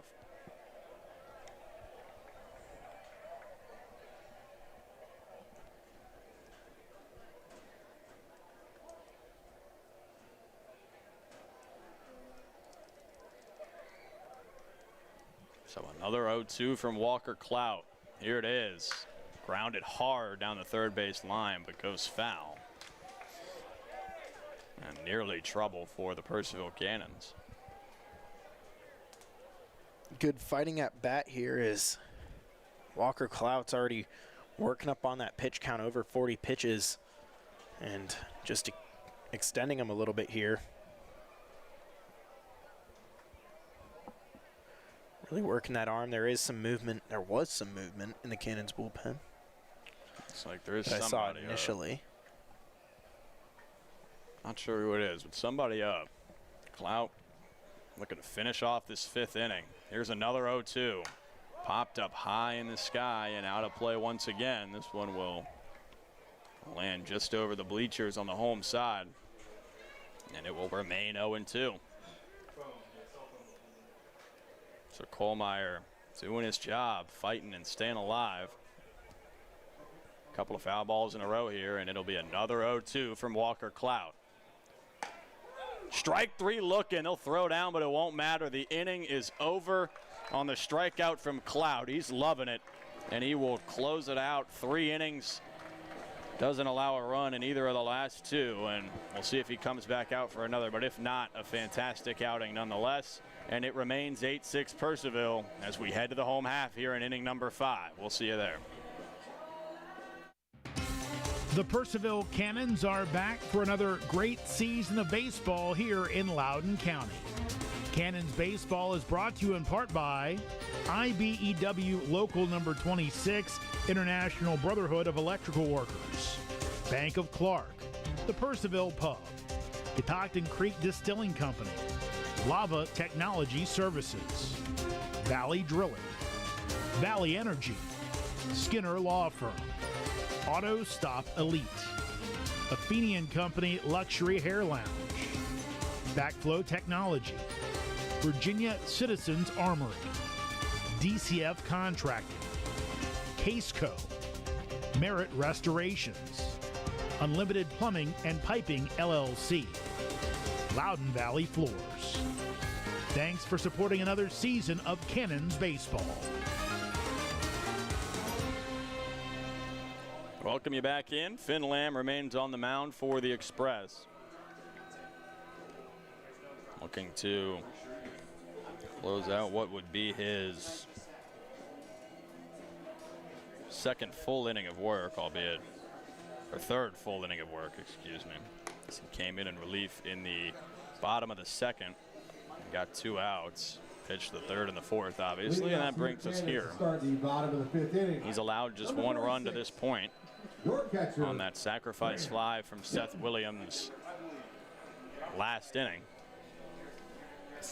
It'll be 7, 8, 9 due up for the Cannons. Graham Hilton, Grant Galuli, and Andrew Bell. Starting with the catcher, Graham Hilton. Looking for his first hit tonight.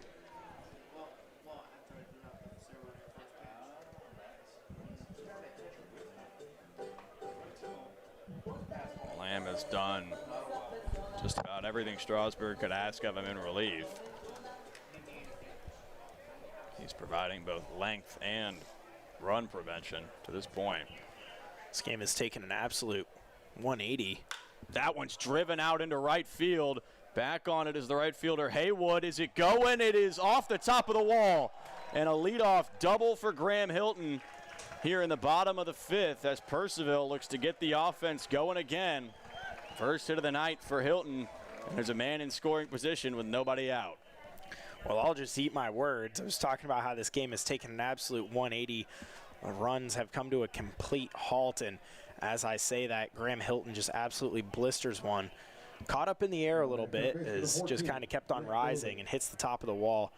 Doesn't get that fortunate bounce, but leadoff double, can't ask for much more. Indeed, that'll bring in Grant Galuli, 0 for 2 tonight. There's the first pitch to him. He will show bunt and get hit, but they're going to say foul ball. He got hit in the hand. It's actually, I believe it'll be a strike. I mean, he didn't pull it back, so. Yeah, I think Coach Brett Fuller's trying to argue that he couldn't really pull it back as he was kind of trying to brace himself for the fact that that pitch was going to hit him. Umpires are having a meeting. Initially, Brian McGugan said that it was a strike. It's one of those unfortunate ones where, yeah, it definitely got him. It looks like it got him on the hand, but they are going to give him first base, and Strasburg cannot believe it. And that's one of those where you kind of have that gray area there. Like he's trying to brace himself for getting hit with the pitch, but he was showing bunt and he did not pull back. That is a matter of fact. He did not pull the bat back. Yeah. But at the same time, what are you really expecting him to do there? When you see a baseball coming towards your face at 90 miles an hour, I mean, Strasburg head coach Phil Butterly has every right to be upset with this call, but as Tristan mentioned, he definitely stayed with the bunt turned. And now, we are home team broadcasters here, and I am not upset with the call. you can call me biased if you'd like, but I mean, I would like to think as an umpire there, I would say that should have been given the base there. I mean, there was no getting out of the way of that pitch. That was lining up square into his hip. There was no way to move out of the way of that pitch unless he dropped down to the deck. So even then, I think they might have gotten him on the head. So that is, I think that was the right call there, either way. But regardless, Galuli on first. 2 runners on with nobody out for Andrew Bell. He will show bunt and nearly get hit as well. That one a little scary. That got up towards his head. But he does not get hit, and that one is fouled off for strike 1.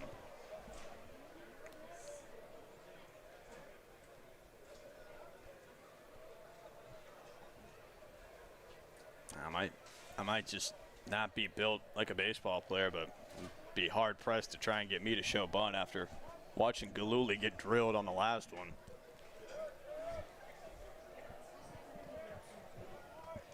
He will show again. First baseman is in. Bunt is laid down right to the pitcher. He will go to third, and safe is the runner, Graham Hilton. And down in maybe some pain is the third baseman, Tanner Waldrop.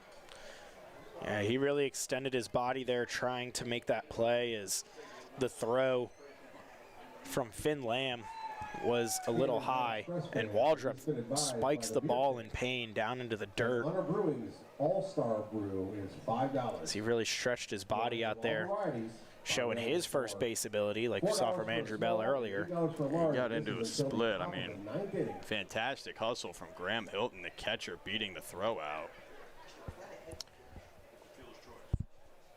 They're going to call a trainer over to attend to him. Small line for 4 and a large for 8. All available at the beer tent until the top of the 9th. Wow. They take a look at Waldrop.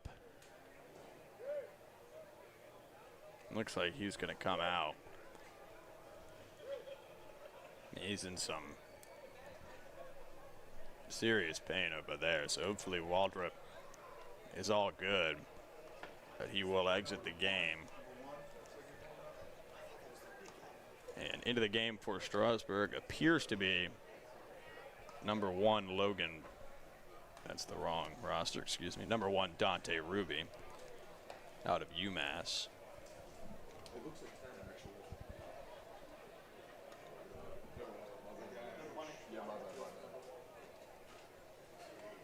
So we'll see if he takes over at third in a straight swap or if anyone moves around. But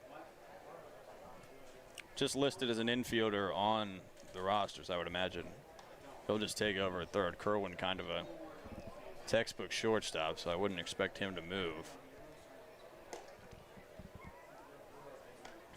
And it looks like he's starting to set up shop at third anyway.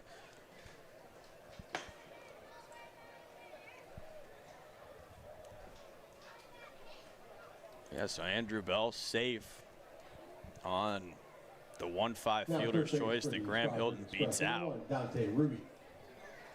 Dante Ruby into the game for the injured Tanner Waldrop.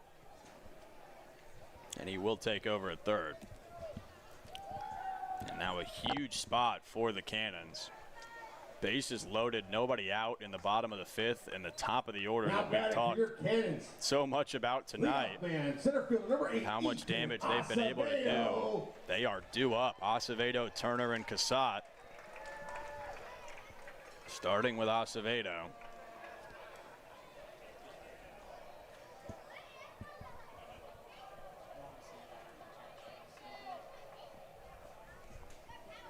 Finn Lamb will come set on the mound. First pitch to Acevedo on the way, and it is outside for ball 1.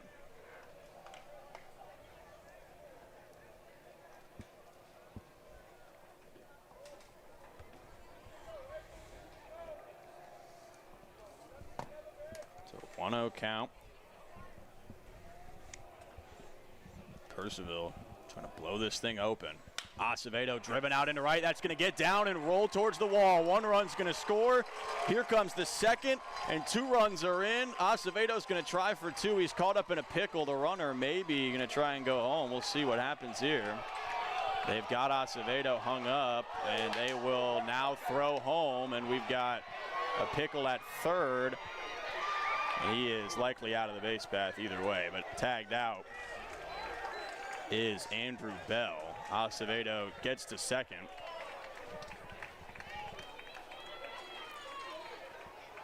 Kind of an unfortunate play there. I think if Andrew Bell didn't stop there at third, I think he would have gotten back in safe if he slid, because I believe it was Finn Lamb who made that throw. Waited until the absolute last possible moment, and Bell kind of had already decided to turn around. I believe if he went for it, he would have made it. It's an unfortunate first out for the Cannons, but it's a 2 RBI base hit, I believe, probably. I believe it would just be a single. Yeah, it's a single. Confirmed base hit for Acevedo. He reaches second on that throw to the plate after being caught up in that pickle originally. First pitch to Turner is fouled off, and it's 0-1. So Hilton and Galuli come in to score, and the Cannons lead it 10-6 now with 1 out in the 5th, and Acevedo is still on second.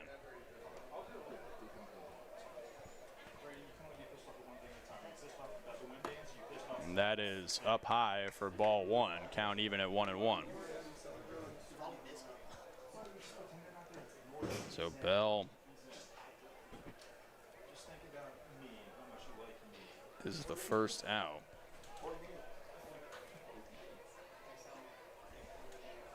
Swing and a miss from Turner on that outside pitch from Lamb, and he is down 1-2. I'll tell you what, I do not envy scorers on plays like that, because that was what, a 9-3. 9-4-6-3-5. Yeah, I do not envy the scorer there, having to look back at all that. Turner swings and misses at the high pitch from Lamb, and it's a big second out for Finn Lamb on the mound. There is 2 away now with a runner on second. Community College, number 6, Vincenzo Casat. For Vincenzo Casat, 2 for 2 tonight. He's got a double, a base hit, 2 RBIs, a walk, and 2 runs scored. He's been all over the stat sheet through these first 4 innings. And that one chopped to first, and nice play from McGowan. He'll flip to Lamb, who will step on the bag for out number 3. But Ethan Acevedo delivers again, a 2 RBI base hit, and the Cannons now lead it by 4. It's 10-6 in favor of Purcellville as we head towards the 6th inning here in this do-or-die game 2. We'll see you there. Out here is the Cannons. The Purcellville Cannons are back for another great season of baseball here in Loudoun County. Cannons baseball is brought to you in part by IBEW Local Number 26, International Brotherhood of Electrical Workers, Bank of Clark, the Purcellville Pub, Catoctin Creek Distilling Company, Lava Technology Services, Valley Drilling, Valley Energy, Skinner Law Firm, Auto Stop Elite, Athenian Company Luxury Hair Lounge, Backflow Technology, Virginia Citizens Armory, DCF Contracting, Caseco, Merit Restorations, Unlimited Plumbing and Piping LLC, Loudoun Valley Floors. Thanks for supporting another season of Cannons baseball. Welcome you back into Purcellville. 10-6 the score. The Cannons on top of the Express by 4 runs with 4 innings to play here in Game 2 of this Valley League North Division semifinal. Purcellville needs a win to stay alive. And with that, I will toss it over to my partner, Tristan Kunik. We'll take you on play-by-play for these next 3 innings. Thank you, Lincoln. Come back. Walker Clout remains on the mound for his 4th inning of work. Came into a less than favorable situation, to say the least, with bases loaded and no outs. Gets away with just giving up 2 runs. And after a run was walked home, and that is the last time the Express have put a run on the board. He has been lights out since then. 0 runs in either of his last 2 innings. They bring him back out, showing their trust in him as his first pitch is in their first strike. Yeah, Cloud with the opportunity to provide truly phenomenally huge outing. Has just given up 3 hits, 1 in each inning. Outside of that, has looked great as that one swung on and missed. Strike 2. The only 2 runs he's allowed to this point were both tagged to the starter, Inden.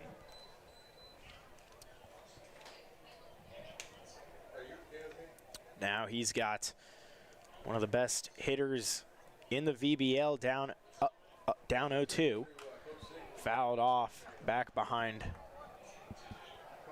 the press box.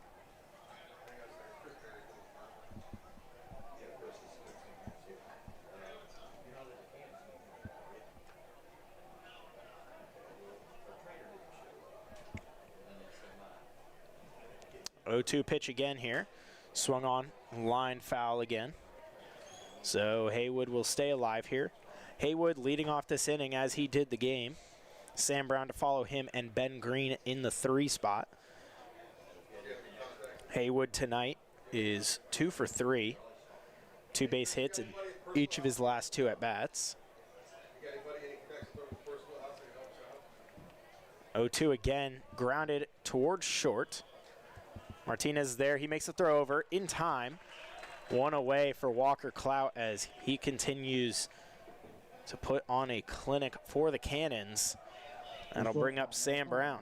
Man, we've seen great defense all night long from Eric Martinez over there at short. I mean, ever since he moved to the full-time shortstop for the Cannons after Shin Inoue left for the MLB, he's been pretty lights out defensively, to say the least, and it's been a welcome addition. Obviously, Inoue, a big loss on defense, so for Martinez to pick that up in the same elite fashion is very helpful. First pitch to Brown is outside. Brown 0 for 2 officially, does have a walk. That's one of those things where you like to see the players go with Inoue getting signed by the A's, as that pitch fouled off. I'll take the count to 1-1. Jetneil McLeod drafted by the Marlins. Just 2 coming off the top of my head. A couple former Cannons also getting drafted. But McLeod and Inoue both on the team currently. Well, were on the team. I was going to say, I guess we're on the team at the time currently. That pitch in the dirt. I'll take it to 2-1. But on the team this year, both impact players for the Cannons this season. Inoue, obviously, I mean, everyday starter. One of the best Purcellville Cannons probably of all time. Dating back to 2024. That pitch outside. McLeod took over a good portion of the catching duties as well. And was a very good bat for the Cannons as well.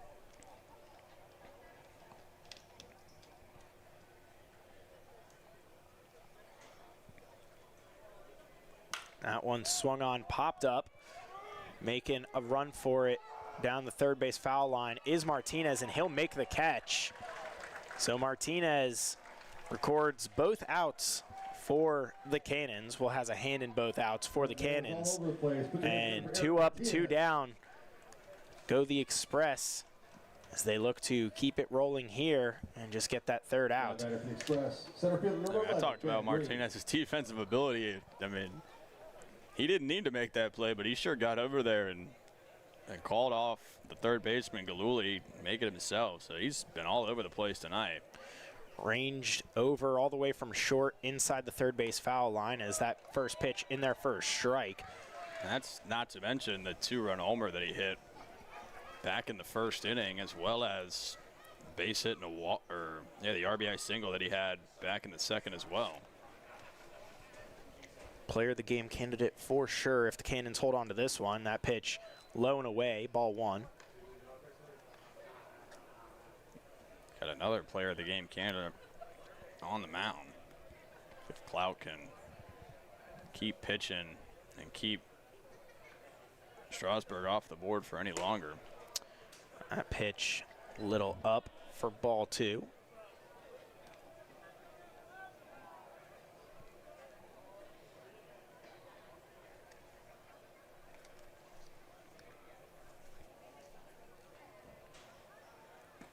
That pitch just under the knees. That'll take the count to 3-1. Reminder, if necessary, Game 3 will be tomorrow in Strasburg.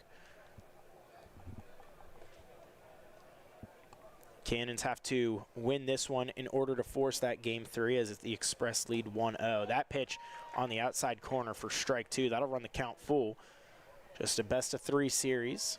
Winner of this series will face Winchester, who holds the 1 seed in the North. First game of that series will be in Winchester. That pitch high, and Hilton thought they got that one, but it will be a walk for Ben Green, and that'll bring up the cleanup hitter in Marshall McGowan. Dangerous hitter at the plate. Yeah, winner of this series, as Tristan mentioned, goes to play Winchester on the road in Game 1. Did see the question in the chat earlier. I do believe that would start on Saturday. I'm not 100% certain on that, so don't quote me on it, but that pitch swung on, fouled back. Would make sense for it to start immediately following the conclusion of this series. McGowan 1 for 3 tonight.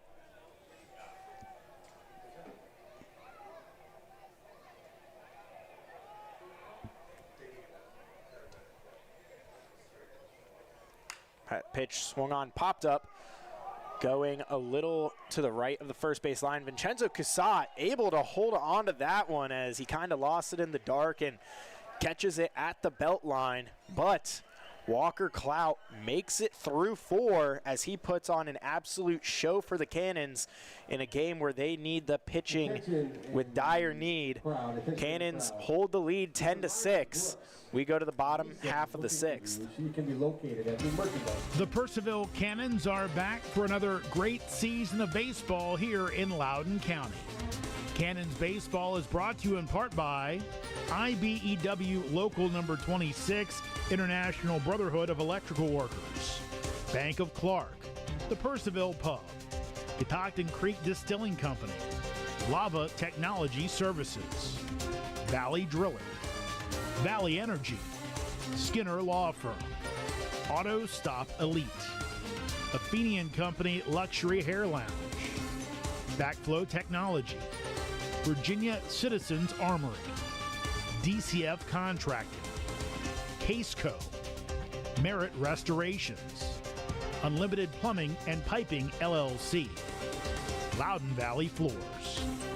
Thanks for supporting another season of Cannons baseball.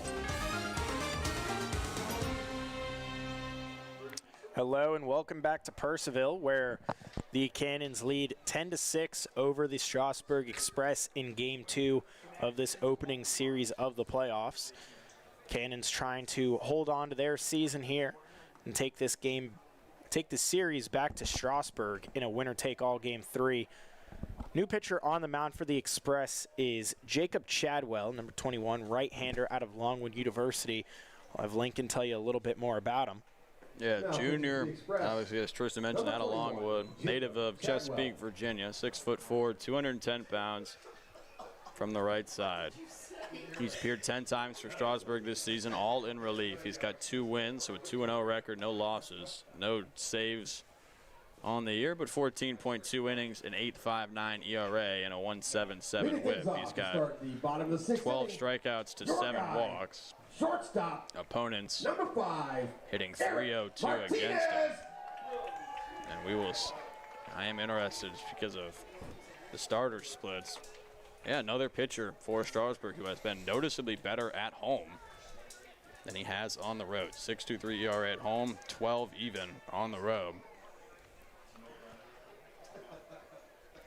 First pitch to Eric Martinez is fouled off. Martinez tonight 2 for 3. which is interesting because Strasburg has those favorable hitter dimensions down at their field. So seeing the pitchers struggle on the road. Now, I'm not well versed in home fields of other teams in the VBL, as that one half swing, they say he went. Home plate umpire Jim Clayton making the call himself.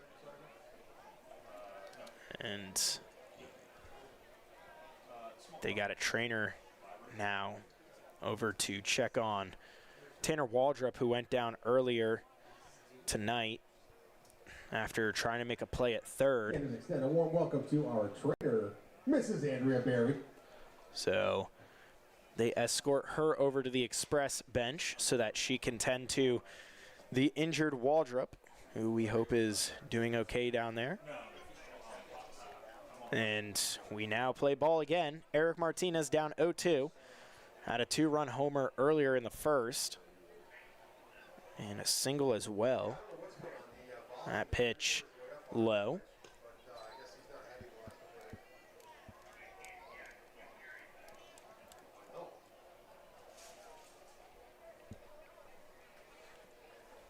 At Longwood this season, Chadwell just pitched 5.2 innings. That one off the hands. If it stays fair, it's trouble. It does. Eric Martinez is going to get at least 2 here as Haywood gets over. They're going to hold him there. He'll slide in. And a leadoff double for the Cannons as they continue to try to pour it on the Express here with a 4-run lead already. Yeah, we gave Martinez a player of the game shot after some defensive effort in the top half of this 6th inning. He's now a triple shy of a cycle here through 4 at-bats. Just an unreal night from the Cannon shortstop. Now batting number 24. Great night indeed for him as he is 3 for 4. That'll bring up Seth Williams. These 1 through 5 hitters have been absolutely dominant tonight. That one grounded over to first. McGowan's there. He'll make the toss over to Chadwell. Williams beats it out. They say that Williams got there before Chadwell did. And McGowan trying to argue his case for the Express. But a good effort from Williams as McGugan makes the call at first. Strasburg's manager, Phil Betterly, can't believe this one either. I mean, it was about it. He might get it. Braylon. Well, either way, Williams would have moved the runner and brought another run 90 feet away, but instead of 1 out with that situation, it's still 0 outs. And they'll go check over on him. And he's back in time. This is Gavin Brayland at the plate. 0 for 3 tonight.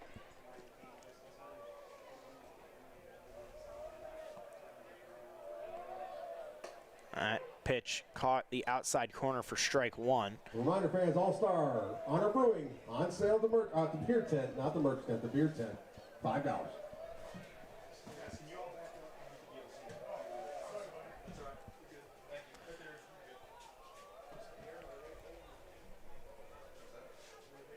That one swung on and missed. That'll run the count to 0-2. As I was mentioning earlier, Chadwell just 5.2 innings pitched at Longwood to a 20.65 ERA. Obviously not getting a full 9 innings, so take that as you will.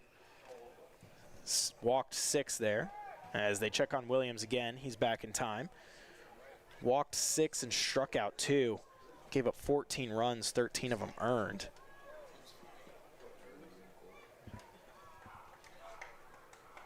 Went 0-1.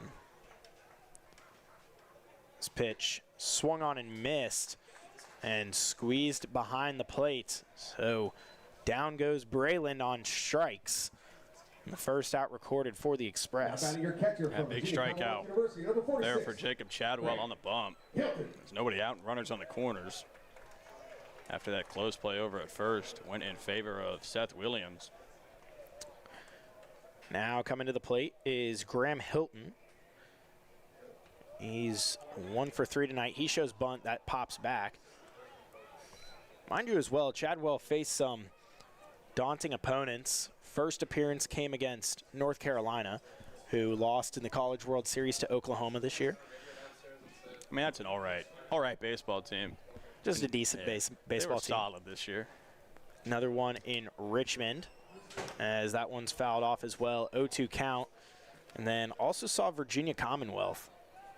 So 3 good programs. Ethan Acevedo this year, potentially. And Graham Hilton. Yeah, and Graham. So out of his 6 appearances, 3 of them worthy opponents for sure.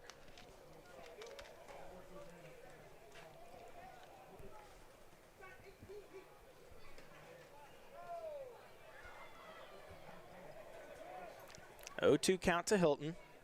Williams on first, Martinez on third. Williams goes. Pitch is low for a ball. No throw down to second. Williams will be in standing. And now both runners in scoring position for the Cannons. Big steal from Williams, takes the double play out of commission. Just 1 out here, so now a ground ball. Even on the infield, likely still score 1. Infield now all climbs up to the top of the infield grass here. That one called strike 3 at the knees. Hilton can't believe it, but a huge second out looking for Jacob Chadwell here. Yeah, I mean, Third baseman, number 14. maybe a little low at the knees, but Clayton's been calling that all night long. He's a veteran umpire. He knows his zone. That's been called for all 6 innings so far. In an 0-2 count or 1-2 count with 2 strikes regardless, you got to be protecting against that. And it's a good pitch. First pitch to Galuli in there for a strike. And I'm watching back that footage, and Chadwell was looking for the perfect pitch there as he shook off about 3 pitches before he actually found the one he liked. That one inside, ball. So he knew what he wanted and did exactly what he was looking to do. This will be huge for Chadwell if he can, coming off the double and single to lead off the inning, 2 runners in scoring position. If he could sit down the next 3 in order and get out of it with no runs. That pitch in there. Strike 2.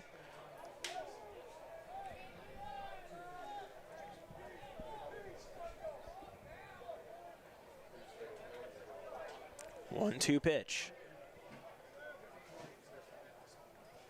Swung on, fouled off.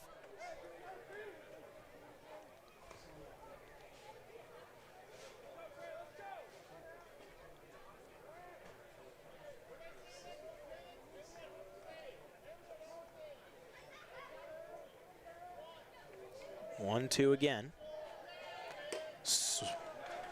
He tries to hold. They don't give it to him. Brian McGugan calls him swinging as he can't keep the bat back on that high heat. Galuli goes down. A leadoff double and single don't bring anything for the Cannons as they put up 0 there. They still lead 10-6. We go to the 7th inning on the other side of the break. The Purcellville Cannons are back for another great season of baseball here in Loudoun County. Cannons baseball is brought to you in part by IBEW Local Number 26, International Brotherhood of Electrical Workers, Bank of Clark, the Purcellville Pub, Catoctin Creek Distilling Company, Lava Technology Services, Valley Drilling, Valley Energy, Skinner Law Firm, Auto Stop Elite, Athenian Company Luxury Hair Lounge, Backflow Technology, Virginia Citizens Armory, DCF Contracting, Caseco, Merit Restorations, Unlimited Plumbing and Piping LLC, Loudoun Valley Floors. Thanks for supporting another season of Cannons baseball. Welcome back to Purcellville. VBL Commissioner Rick Furr in the house as he comes and says a couple words to the Cannons fans about the season they've had. Cannons lead here 10-6 as they're trying to extend their season. In the top of the 7th, down 1-0 in this best-of-3 series, trying to take it back to Strasburg tomorrow night in a winner-take-all Game 3. New pitcher on the mound is number 88, Johnny Montgomery. Let's tell you a little bit more about him. Here's Lincoln. Thank you, Tristan. Yeah, Montgomery, 10 appearances on the year for the Cannons. He's 1-1, excuse me, with 1 save as well. 13.2 innings to the tune of a 5.93 ERA, a 1.32 WHIP, 9 strikeouts to 9 walks. Opponents hitting just 200 against him, though, so the walks have been what has manufactured the majority of the runs. He's only allowed 9 hits in those 10 appearances, so he'll be in a big spot here. Cannons up by 4. As Tristan mentioned, looking to extend their season by at least a day. Earn themselves a Game 3. Montgomery's last appearance game on July 19th on the road at Newmarket. He threw 1.1 shutout innings, allowed just 1 hit, struck out 1 as well. So looking to carry the momentum here in a big playoff spot. He had quite the predecessor in this game with Walker Clout going 4 innings. 4 shutout innings at that. That was a lie.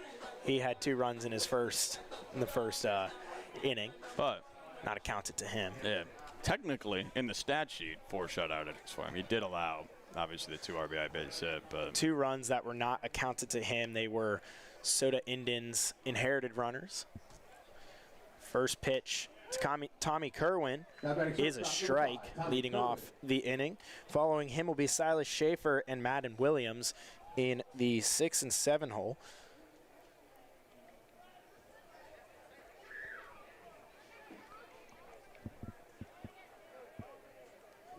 That one swung on, blooped over towards short. Martinez is there. He makes the throw over, and good dig from Cusat as Eric Martinez continues to show off the defensive prowess.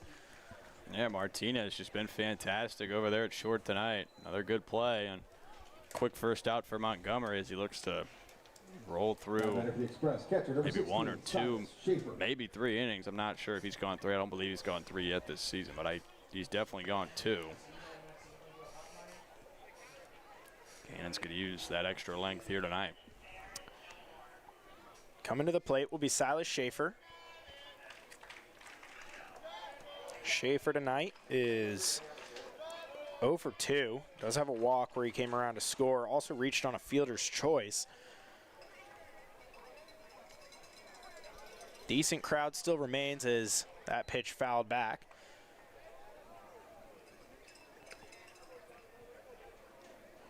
Started off with right hook after right hook here in Purcellville, and runs have dwindled quite a bit. Cannons only one to put anything on the board since the 3rd. That pitch fouled back. Just a quick stat for you. Eric Martinez over there at shortstop has played a part in 6 separate outs tonight. Either throwing it or he did catch 1 pop fly as well. I mean, he's been all over the place. Cannons obviously through 6 innings have, my math tells me, now 19 outs total. A third, essentially a third of the outs in the game for Eric Martinez. Yeah, what a night for number 5. As well as that 2-run homer, the double, the single, triple away from the cycle for Martinez. That pitch fouled back again. Three pitches that go into the same spot for Silas Schaefer as he's just getting under that pitch. Yeah, Montgomery just keeps firing it in there. Schaefer can't square it up, but he can't miss it either.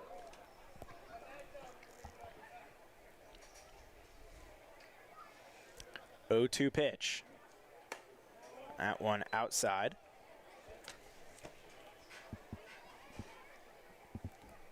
For those who weren't watching last time we saw Johnny Montgomery pitch here, he lines up as far over on the third base side of the rubber as he can on the mound. Makes it as hard for these righties to read his pitch as possible, as that pitch fouled off again in roughly the same spot. But brings that arm slot down about 3/4 from the ground and brings it all the way across the righties' bodies before it comes across the plate.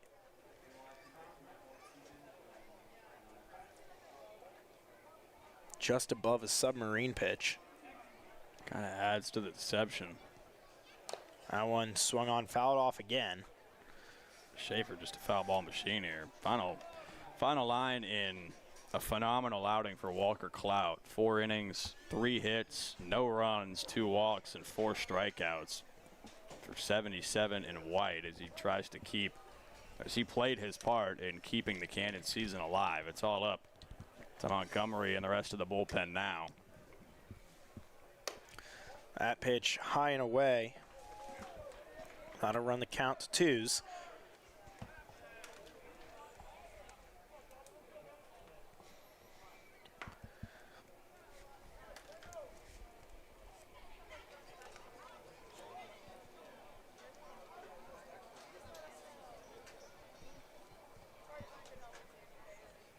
Swung on and missed. Johnny Montgomery wins the battle as Silas Schaefer just kept on fouling off. Finally can't come around to it, and he goes down swinging.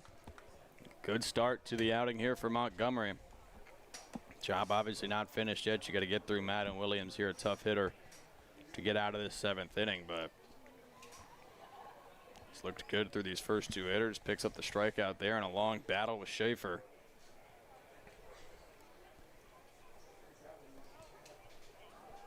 So Madden Williams at the plate takes strike 1. He's walked tonight. That's a single where he came around to score and grounded out into a double play.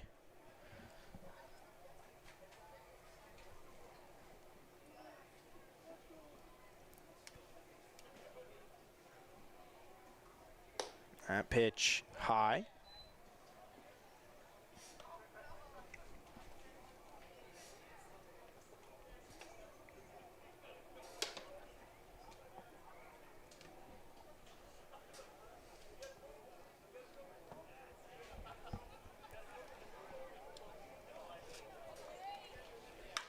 Swung on, lined out into right, but straight to Merkel Turner. Johnny Montgomery comes in after Walker Clout. He goes 1-2-3. Cannons remain on top by 4, 10-6, as we go to the bottom half of the 7th where they look to add more. The Purcellville Cannons are back for another great season of baseball here in Loudoun County. Cannons Baseball is brought to you in part by IBEW Local Number 26, International Brotherhood of Electrical Workers, Bank of Clark, the Purcellville Pub, Catoctin Creek Distilling Company, Lava Technology Services, Valley Drilling, Valley Energy, Skinner Law Firm, Auto Stop Elite, Athenian Company Luxury Hair Lounge, Backflow Technology, Virginia Citizens Armory, DCF Contracting, Caseco, Merit Restorations, Unlimited Plumbing and Piping LLC, Loudoun Valley Floors. Thanks for supporting another season of Cannons Baseball. Hello and welcome back to Purcellville, where the Cannons lead 10-6 as they look to stay alive. They're looking to add more on. Jacob Chadwell came in last inning, and after giving up a leadoff double as well as a single to follow, shut the doors on the Cannons offense with 3 straight strikeouts. Cannons trying to get back to that offense here, add a little bit more on, and take this back to Strasburg tomorrow. Leading off will be Andrew Bell, to follow be Ethan Acevedo at the top of the lineup, and Merkel Turner. It's been the game that the Cannons were hoping for and that they desperately needed here in an elimination game against Strasburg. The offense has just exploded for 10 runs. They've got 11 hits. And, I mean, it's been hard hit ball after hard hit ball. They've drawn plenty of walks. They've ran the base as well. Really only that one pickle that they got caught up in, but even that was pretty close to working. So great night for the offense. Let's see if it continues. Andrew Bell comes to the plate. He goes first pitch swing, grounds it over to third, and Ruby will make the throw over, and applying the tag is McGowan, as the throw kind of brought him off the bag, but Out counts the same either way. One down for the Cannons. Yeah, a little awkward there. Throw pulls him to the left of first base, but able to get the tag now. Get the out regardless. He's a guy that's been great all year and great again tonight. 2 RBI base hit his last time up for Acevedo. Ethan Acevedo, 1 for 2 tonight. It's walked twice where he came around to score on both those. He shows bunt, pulls back for a ball.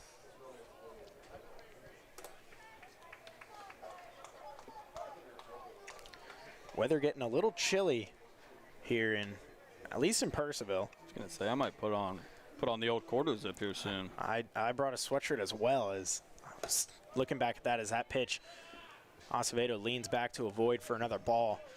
69 right now. This feels like it might be the lowest it's been all season long. Definitely getting a little chilly as we have the windows open. Another bunt, fouled back this time. But, I mean, I'm certainly not complaining. This beats 107 all day. Agreed, 100% of the time. As I always say, you can always put more layers on. You can't take more layers off. Yeah, and it's nice to have the window open and not be sweating, actively like baking in the press box. So sweating while we stand here and do nothing and just talk. Yeah, while the AC just goes to work. 2-1, swung on and missed. On to run the count to 2-2. Acevedo, really good 2-strike hitter, has been all year long. Acevedo a hard out, as many of the Cannons batters are. That pitch in the dirt, that'll run the count full to Ethan Acevedo.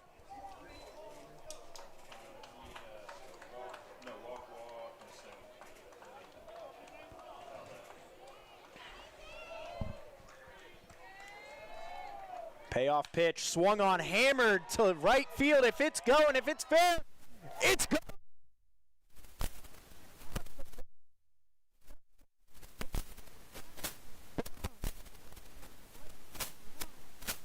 I mean, that thing was just cranked. This place just exploded. And Acevedo delivers again. It's all he's done all year. It's all he did last year. And it's all he's done tonight. In the biggest game of the season, the leadoff man just losing it over there by the dugout. We got a little bit of talk going here between Acevedo and the catcher, Schaefer, but emotions running hot in a must-win game. Acevedo just tattoos that baseball into somebody's yard out there and right. What a swing. Bomb from Acevedo, a little bit of chirping going back and forth as he comes down the third base line. Cannons showing fight here as they're down in this best-of-3 series 1-0. And they look to carry this into tomorrow. Their momentum running great right now, up 11-6. And Merkel Turner coming to the plate as head coach Phil Betterly comes out to have a little bit of a chat with the umpires. Umpires are going to gather and talk as I mentioned, a little bit of chirping going back and forth between Ethan Acevedo after that home run and the Express dugout, as well as Silas Schaefer behind the plate as he walked in. I mean, it's been a vocal game all night long. Strasburg head coach Phil Betterly has certainly got his fair share of words in from the dugout. Obviously, Acevedo there getting into it a little bit with Schaefer, but nothing too, I would say, extreme between the two of them. Just sort of dugout to catcher talk. So, I mean, you take high-level athletes and throw them in a playoff setting, no matter what type of situation you're looking at. I mean, I don't know about you, but even in my beer league, tempers are flaring with me when I'm playing in a playoff game. So imagine the summer league wiffle ball with my friends, just hanging out. Like, even that gets heated. I can't imagine this. Exactly, as Merkel Turner lines that first pitch foul. So nothing comes of it. Everyone stays put. Ethan Acevedo adds another one, and they're going to toss someone out of the Express dugout. McGugan made the call from the first base line. I believe Looks like it's going to be one of the assistant coaches. And now Coach Phil Betterly is going to come out and have another chat. I think he's just trying to figure out what actually happened here. But I mean, he's been told to stop from Brian McGugan as well tonight. So, and I believe the umps have given quite a long leash here. yeah, I mean, the leash has been plenty long for both sides. Obviously, only occurrence for Purcellville tonight was that Acevedo chirp just a few minutes ago after the homer. But yeah, I mean, Strasburg's been on the wrong side of a couple close calls tonight. That's been their gripe, and things boiling over here in the 7th.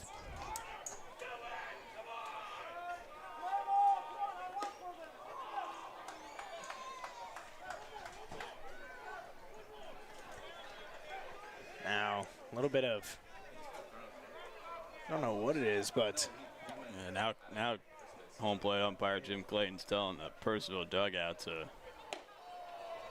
calm it down a little.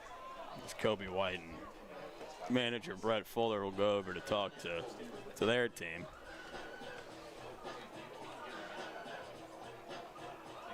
Chadwell just staying loose on the mound. Phil Betterly's in a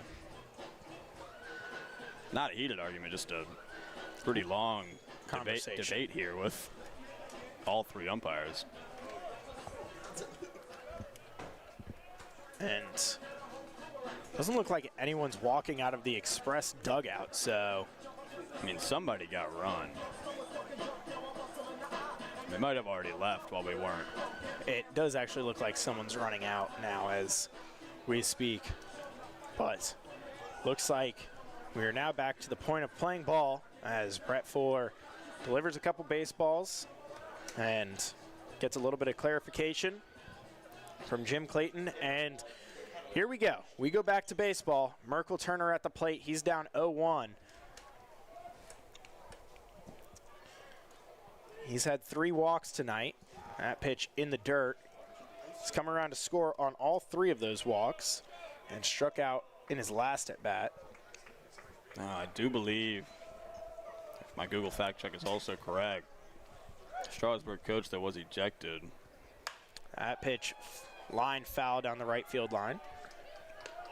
Would not be eligible to be in the dugout tomorrow night if this does go to game 3.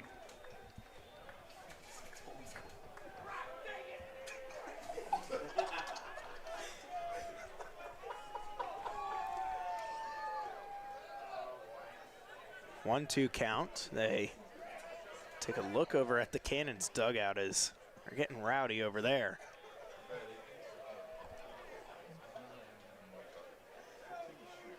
And Jim Clayton just standing behind the plate with his hands on his hips. They're currently loading lawn chairs into the dugout. It's been an eventful 7th inning, to say the least. That it has been. Just an eventful bottom half of the 7th inning alone. Yeah. Swung on, grounded over to third. Ruby over there makes the throw over in time. Good running play from Ruby. And out is recorded. So 2 down for the Cannons, bringing up Cassatt. Now batting your first baseman from Frederick Community College. Yeah, good play from Number 6, Big the new Techno third Cassatt. baseman, Ruby. Sounds like Merkel Turner might have to get a new stick after that one. Yeah, that one definitely sounded like it might be toast. So Cassatt comes to the plate. Takes first pitch outside, had that long 10-pitch double in the first. Came around to score, walked in the second, came around to score. Has a single and a ground out. Takes the second pitch outside as well, 2-0.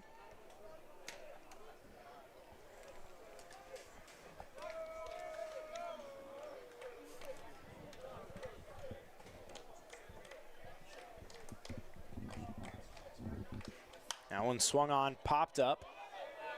Infield all coming in. McGowan makes the call, can't make the catch, and Cassatt was not fully paying attention, so he can't make the catch, but McGowan with a heads-up play still makes the throw over to first, and they get away with one there. And Acevedo puts one up himself with a solo shot, but Cannons around him go 3 up, 3 down. They lead 11-6. We go to the 8th inning. The Purcellville Cannons are back for another great season of baseball here in Loudoun County. Cannons baseball is brought to you in part by IBEW Local Number 26, International Brotherhood of Electrical Workers, Bank of Clark, the Purcellville Pub, Catoctin Creek Distilling Company, Lava Technology Services, Valley Drilling, Valley Energy, Skinner Law Firm, Auto Stop Elite, Athenian Company Luxury Hair Lounge, Backflow Technology, Virginia Citizens Armory, DCF Contracting, Caseco, Merit Restorations, Unlimited Plumbing and Piping LLC, Loudoun Valley Floors. Thanks for supporting another season of Cannons baseball. Welcome back to Purcellville. Cannons lead 11-6 in Game 2. Look to take this one back to Strasburg tomorrow. Johnny Montgomery remains on the mound for the Cannons. He came in relief of Walker Clout and went 1-2-3 in his last inning. Comes up for his second inning of work. He will face the 8-9-1 hitter for the Express. Express trying to answer, have not been able to find an answer since the 3rd inning. Have not been able to crack Cannons pitchers since then. And Cannons just 6 outs away from forcing a decisive Game 3. 2 best words in the Valley League, they say. That is the rumor in the Valley. 2 best words in sports, Game 7. 2 best words in the Valley. Game 3, same effect. So if you're talking wild card MLB, then Game 3. Yeah, it would be 2 best words. Well, it's all about perspective. if I'm not mistaken, isn't the divisional round 5 games too? Yeah. Only the conference and the World Series 7. See, I like that format. Like I've always thought. Obviously. See, I think it's weird, especially because the MLB is the quickest. Like it's the quickest sport that you can do. Like you can play baseball every day. You can't do that with hockey. Or first pitch grounded back to Montgomery. He's there. He'll make the throw over and he'll retire Dante Ruby, who is in for the injured Tanner Waldrop. Good start to the inning for Montgomery. But as I was saying, you can, I mean, they already play 162 games in 5 months. I don't see why you can't add on a couple potential extra games, not even guaranteed extra games. Throw on a couple potential extra games in the playoffs. First pitch, they say it got the jersey of J.W. Kohlmeyer, jersey an extension of the body, so a hit by pitch on J.W. Kohlmeyer, and he'll jog down to first. Yeah, unfortunate break there for Montgomery on the mound. That one didn't get him too hard or very much at all, but it does obviously get the extension with the jersey, so Kohlmeyer gets to take first, top of the order comes up. But back to what we were saying, I mean, wild card I think I like is 3 because it's kind of like a play-in game just about. But divisional, I feel like you could probably go to 7 games. Caden Haywood comes to the plate. Swung on, grounded over to Bell at second. He'll make the toss to short at Eric Martinez. And getting the throw down to Cassatt is Martinez. And again, Montgomery comes in. He goes 1-2-3 again. And the Express can't find a way to put runs on the board. Cannons lead 11-6. We go to the bottom of the 8th. The Purcellville Cannons are back for another great season of baseball here in Loudoun County.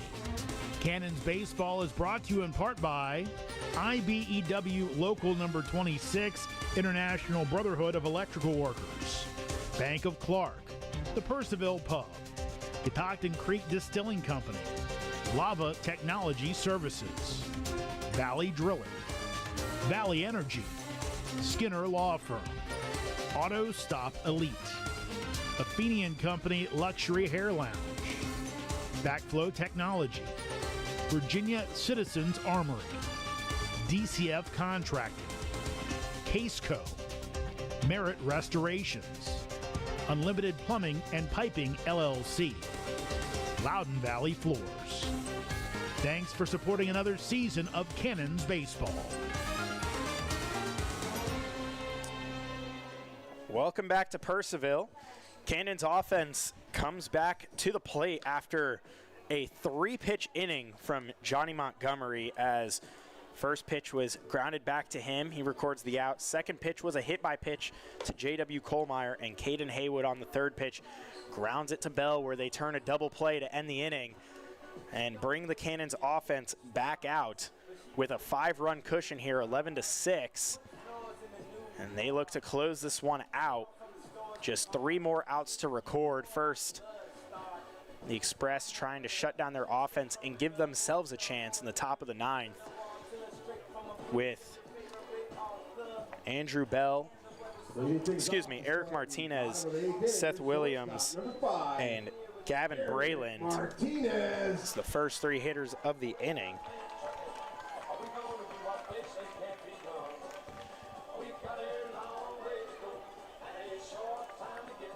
With the best walk-up song. We're talking up here in the booth. I think a 3-pitch inning is more impressive than an immaculate inning. So most of the time you just see batters take a pitch so that you can at least get a couple pitches in. I'm actually not sure which one would be rare. Probably still the immaculate. That pitch fouled off. But 3-pitch inning also quite rare for the reason you just mentioned. Not often that you get a swing on, I guess in that case, the first pitch in 2 at-bats, he hit the other guy. But yeah, actually, immaculate inning happened today. For those of you that don't follow MLB super closely, Gavin Williams for the Cleveland Guardians threw one in the 4th today. 0-1, now 0-2 to Eric Martinez as he watches that strike go by. Martinez tonight, 3 for 4, a triple away from the cycle here. Great night defensively and offensively for Martinez. Fouls that one off down the right field line. Chadwell's done well. I mean, outside of that 1 home run, he got out of the jam back in the 6th, and he's pitched great outside of that homer. Swing and miss on Eric Martinez. Chadwell continues to pitch well, striking out the hottest batter for the Cannons tonight. Another good pitch, low and in. Gets Martinez to chase, and Seth Williams. he's got first out here in the 8th. Looks like they may be making a substitution here as Betterly walks out of the dugout, and looks like they're looking at lineup cards, him and home plate umpire Jim Clayton discussing something. Looks like they're making a replacement. Just tossed McGowan a new glove. But McGowan's moving to left field, it looks like. So they're bringing in number 10, Brian Trujillo, who has what appears to be a first base glove on. And then left fielder's pitching. It's Madden Williams taking the mound.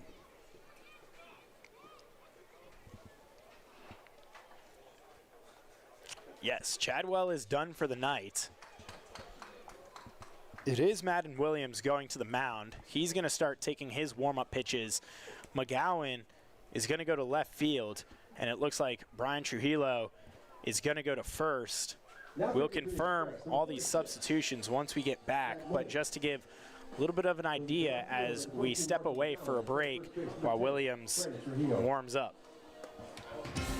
The Purcellville Cannons are back for another great season of baseball here in Loudoun County. Cannons baseball is brought to you in part by IBEW Local Number 26, International Brotherhood of Electrical Workers, Bank of Clark, the Purcellville Pub, Catoctin Creek Distilling Company, Lava Technology Services, Valley Drilling, Valley Energy, Skinner Law Firm, Auto Stop Elite, Athenian Company Luxury Hair Lounge, Backflow Technology, Virginia Citizens Armory, DCF Contracting, Caseco, Merit Restorations, Unlimited Plumbing and Piping LLC, Loudoun Valley Floors.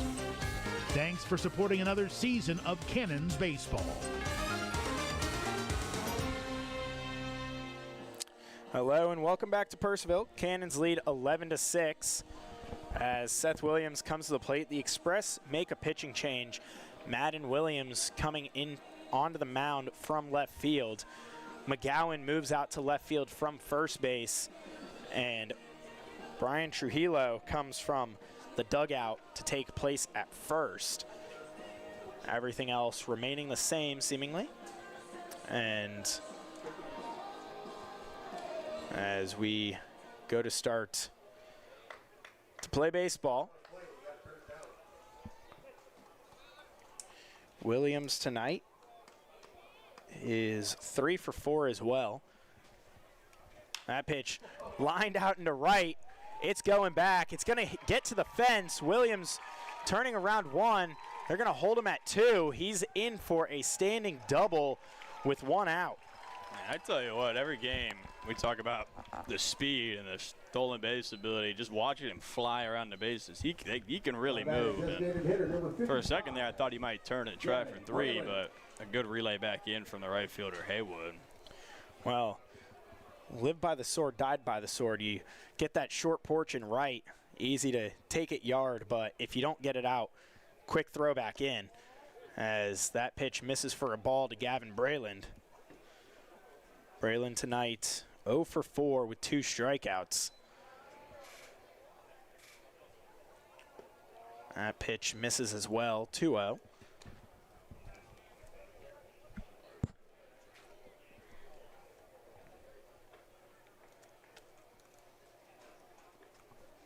That pitch fouled off.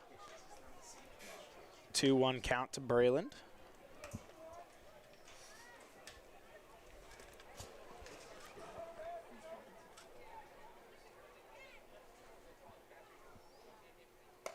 That pitch outside, 3-1 count now.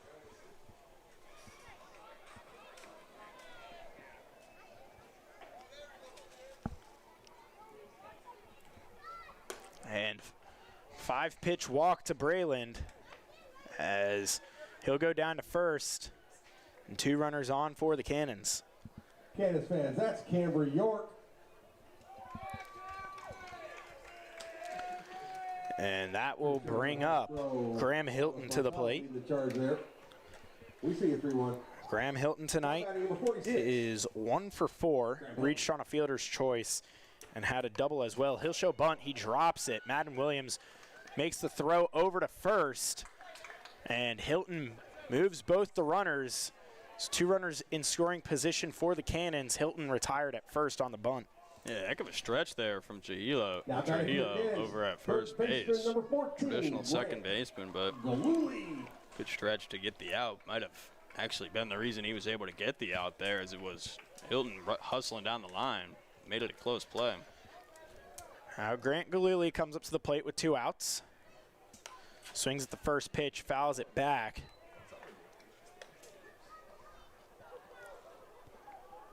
Galuli 0 for 3. With a hit by pitch. Came around to score on that hit by pitch. Calls time because his elbow guard was falling off.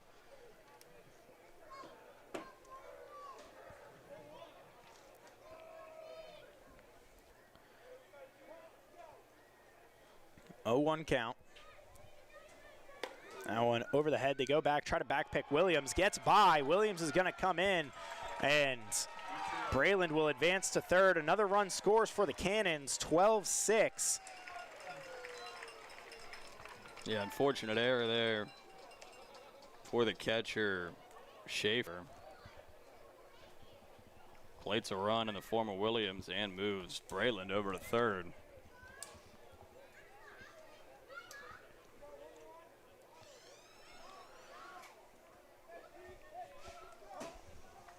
First error of the night for the Express. That pitch in there for a strike to take the count to 1-2.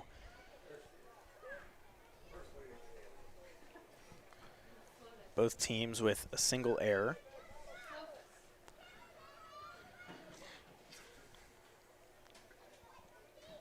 That one swung on and blooped in between the gap between first and second. That'll plate another run for the Cannons. Galuli with an RBI single to make the score 13-6. Yeah, just a seeing-high single. Not the hardest hit ball in the world, but it goes right through the gap between second and first. Second baseman was shaded way over.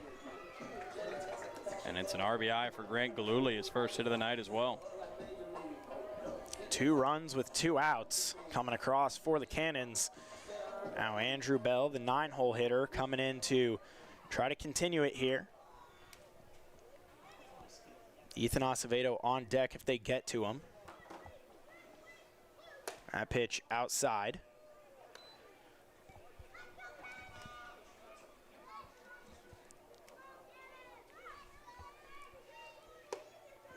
Pitch taken for a strike. 1-1 count to Bell. Bell tonight 0 for 4 officially. Did reach on a fielder's choice.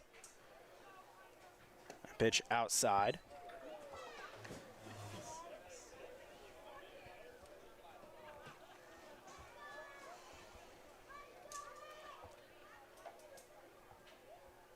Pitch high, 3-1 count.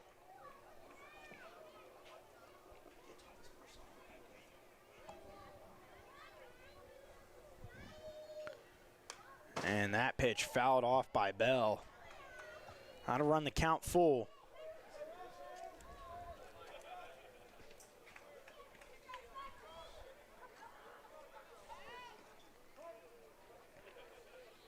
Payoff pitch for Madden Williams.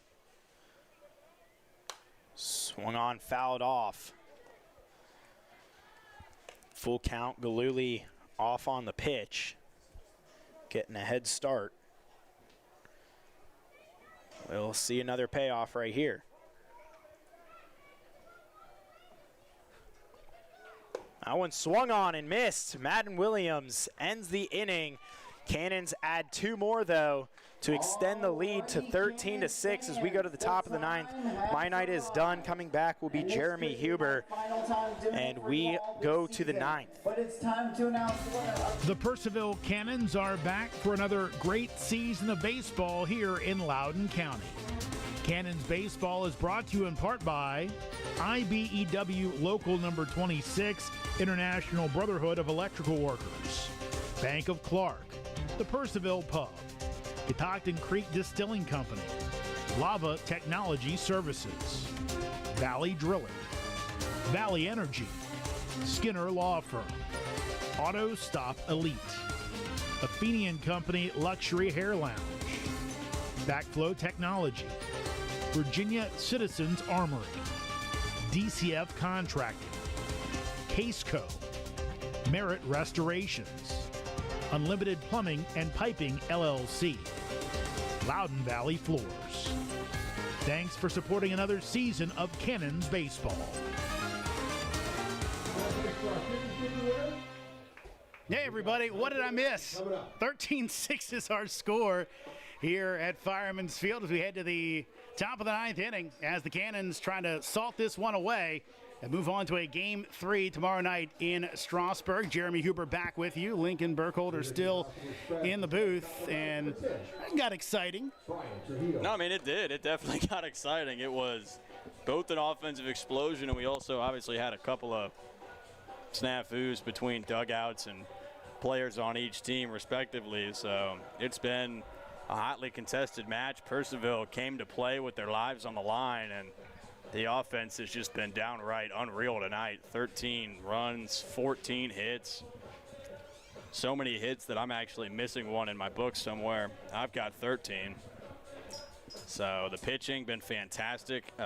Soda Inden obviously struggled a little bit as the starter, but Walker Clout was lights out in relief. Johnny Montgomery's been fantastic as well. He'll look to close it out here. Yeah, Montgomery's already worked 2 scoreless frames as he will see Trujillo, who came on in the double switch in the top of the inning, as Montgomery will deliver, and that'll be a strike as Trujillo went around, according to Jim Clayton, behind the plate. 13-6 our score. Again, Cannons with a win tonight force a deciding Game 3 tomorrow night in Strasburg. Winner of that one moves on to face Winchester, as it'll be hit the other way but foul. Of course, if Strasburg able to come back and win this one, they would win the series. But right now, with that move to go position player on the hill, might be sort of waving the white flag if you are the Express, but they never give up. 0-2 pitch, as that will miss, as Hilton unable to come up with it cleanly, gets to the backstop, so count goes to 1-2. Montgomery been efficient and effective tonight. And if he can close this thing out, Purcellville might get out of here without having to use Ryan Rushing, who would then presumably be available to start in a winner-go-home, winner-takes-all game tomorrow night. Here's the 1-2, as that will just miss. And Montgomery, as you kind of see sometimes with the sidewinders, can be really good, can be really bad sometimes. Just can't find the plate. But tonight it's been really good. It's kept this dangerous Strasburg lineup on their toes. 2-2. That's a swing and a miss for strike 3, as Trujillo down on strikes for out number 1. And Montgomery just keeps on rolling. Second strikeout of the night, coming off that 3-pitch 8th inning. And he's 2 outs away from forcing a Game 3. Now batting for the Express, center field number 11, Ben Green. Here's Ben Green. Had that huge night last night, the 5 RBI, the homer, 4 hits, pair of doubles.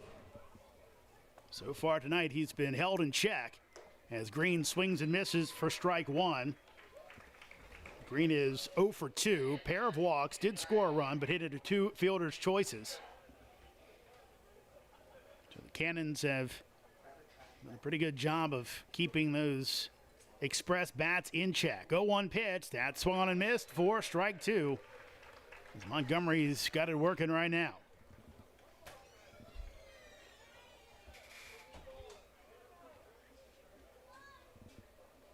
Green steps back in. Awaits the 0-2 pitch. Here it is. That'll be hit weakly to the right side. Over his bell. Throws to first and gets him by a step. And that's the second outs here in the top of the 9th. Ben Green didn't make that easy. He was hustling down the line, and he's got plenty of speed. Center fielder for Strasburg, but able to get it there in time, and 1 out away. And Marshall McGowan comes to the dish. The first baseman for the Express, the final hope tonight. He is 1 for 4. As Montgomery misses outside for a ball.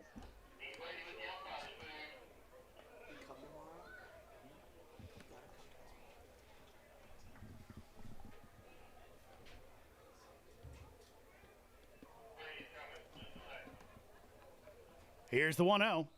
That'll be foul tipped into the midst of Hilton for a strike.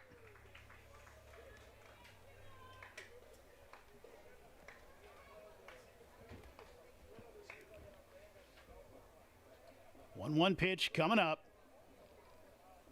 So Cannons trying to force a deciding Game 3 tomorrow. That's fouled down the right field line. So Strasburg down to their last strike. And Lincoln, kind of crazy, but these two teams, when they get together, it's been some exciting playoffs over the years. And looking for another one of those in this series as the Cannons 1 pitch away from a Game 3. Here's the 1-2. That is going to be a hit by pitch, so that will keep the game going as McGowan will head down to first. Cannons didn't like it. Close pitch, but I'll say it did get him on the arm as McGowan keeps the inning going. Hit or not, it was a convincing effort from Marshall McGowan. He immediately took the guard off and started jogging to first. Here's Tommy Kerwin as Kerwin takes high for a ball. Well, they say just keep the line moving, hold the rope. So can the Express do that?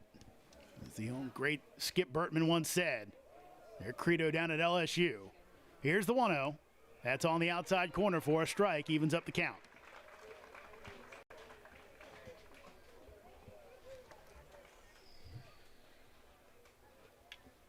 Kerwin today, best night of any Express player. He's got 3 hits.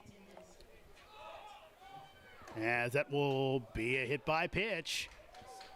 And we talked about it before. Montgomery, when he loses control of the zone, he can lose it badly. And you see Brett Fuller starting to pace around a little bit, furrow the brow. Still with a 7-run lead, but he knows the way this Strasburg offense can explode, as that's going to miss for a ball to Elias Schaefer. Excuse me, Silas Schaefer. I mean, if you're Montgomery here, obviously Purcellville, last thing they want to do is go to another pitcher with game 3 potentially on tap. Got to get this out. 1-0 pitch. That's ripped foul down the third base line. Now, granted, nobody else warmed. Actually, there is somebody in the bullpen now. But someone in the situation, I think they trust Montgomery as much as anybody else.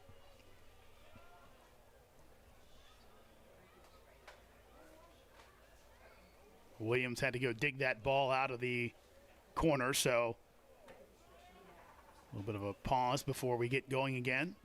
1-1. That's roped out to center field. That's going to be a base hit. Acevedo coming on as Strasburg will play it safe, and the bases will be loaded after the back-to-back hit by pitches and then the single by Schaefer. And now one swing away from making this a ball game. 46, Madden Williams. As Johnny Montgomery will go to work on Madden Williams. It is not wrapped up quite the way that Montgomery, the Cannons dugout and the Cannons faithful in attendance likely had hoped, but still plenty of cushion. Just got to get that last out. Here's the pitch as Williams takes inside again. And looks like the Cannons were thinking about having a mound visit, but they don't think it over. Kobe White was about to walk out there, it looked like. 1-0. That's in for a strike, evens the count at 1-1. Williams on the night, 1 for 3 with an RBI. He's on the hill right now. 1-1 pitch. That's on the corner. Snap throw down to first base, and Kusat wasn't at the bag. Which, I tell you what, he would have been out, more than likely. But granted, if Kusat was at the bag, maybe he goes back a little sooner. it's true. Again, the rhythmic applause. Here's the 1-2, and that will be a ball. For a second, I thought Williams was going to say it was a hit by pitch, but did not make contact in the estimation of Jim Clayton, so we'll do it again. Bases loaded. Cannons with a 7-run lead with 2 outs, as that'll be hit the other way. Going back is Turner, and he makes the catch for the final out of the ball game, and the Cannons will live to see a Game 3. Purcellville wins at 13-6. We'll wrap this one up after this quick break. Cannons win, Cannons win, Cannons win. They head back to Strasburg for the decider tomorrow night. The Purcellville Cannons are back for another great season of baseball here in Loudoun County. Cannons baseball is brought to you in part by IBEW Local Number 26, International Brotherhood of Electrical Workers, Bank of Clark, the Purcellville Pub, Catoctin Creek Distilling Company, Lava Technology Services, Valley Drilling, Valley Energy, Skinner Law Firm, Auto Stop Elite, Athenian Company Luxury Hair Lounge, Backflow Technology, Virginia Citizens Armory, DCF Contracting, Caseco, Merit Restorations, Unlimited Plumbing and Piping LLC, Loudoun Valley Floors. Thanks for supporting another season of Cannons baseball. Welcome back to Fireman's Field. Cannons beat the Express 13-6 to force a deciding Game 3 tomorrow night down at Strasburg. Jeremy Huber, Lincoln Burkholder back with you. Totals in this one, Cannons with 13 runs on 14 hits and 1 error. Express with 6 runs on 9 hits and 1 error. Lincoln, give us our winning and losing pitcher and a save tonight. Yeah, the win goes to Walker Clout. Just phenomenal out of the bullpen. 4 innings, 3 hits, no runs, 2 walks, and 4 strikeouts for 77 and White. The save to Johnny Montgomery, who threw 3 innings. So despite the long lead, still gets the save, his second of the year. He hit 3 batters, allowed just 1 hit, did not allow a run. So he picks up the save. The loss goes to the Strasburg starter, Luke Parson, who 1.1 innings, 5 hits, 7 runs, all of them earned, 5 walks, 1 strikeout for him tonight. So Purcellville hangs on. And they will play a deciding Game 3 tomorrow night down in Strasburg. I believe it's going to be a 7 o'clock start. Make sure you pay attention to the Cannons' social media. If the Cannons were to win that one, they would continue on in the Valley North Championship Series as they would face Winchester. Remember, Winchester the top seed, so the Royals would host. That, I believe, would start on Saturday night. Cannons' home game would be on Sunday, weather permitting, as it looks like we might have some thunderstorms on Sunday night. Again, pay attention to all the Cannons' social media feeds. They'll have the latest information on all of it. But again, if this happens to be our final broadcast of the season, it's been a great one. Of course, thanks to Tristan Kunick, who's taken off. He had to work early in the morning. Lincoln, thanks again for a great season of play-by-play by you. Yeah, thank you for having me out for another year. I've had a great time calling these games. If this is the last game that I call here in Purcellville, it's been an honor. I've loved calling these. It's been fun.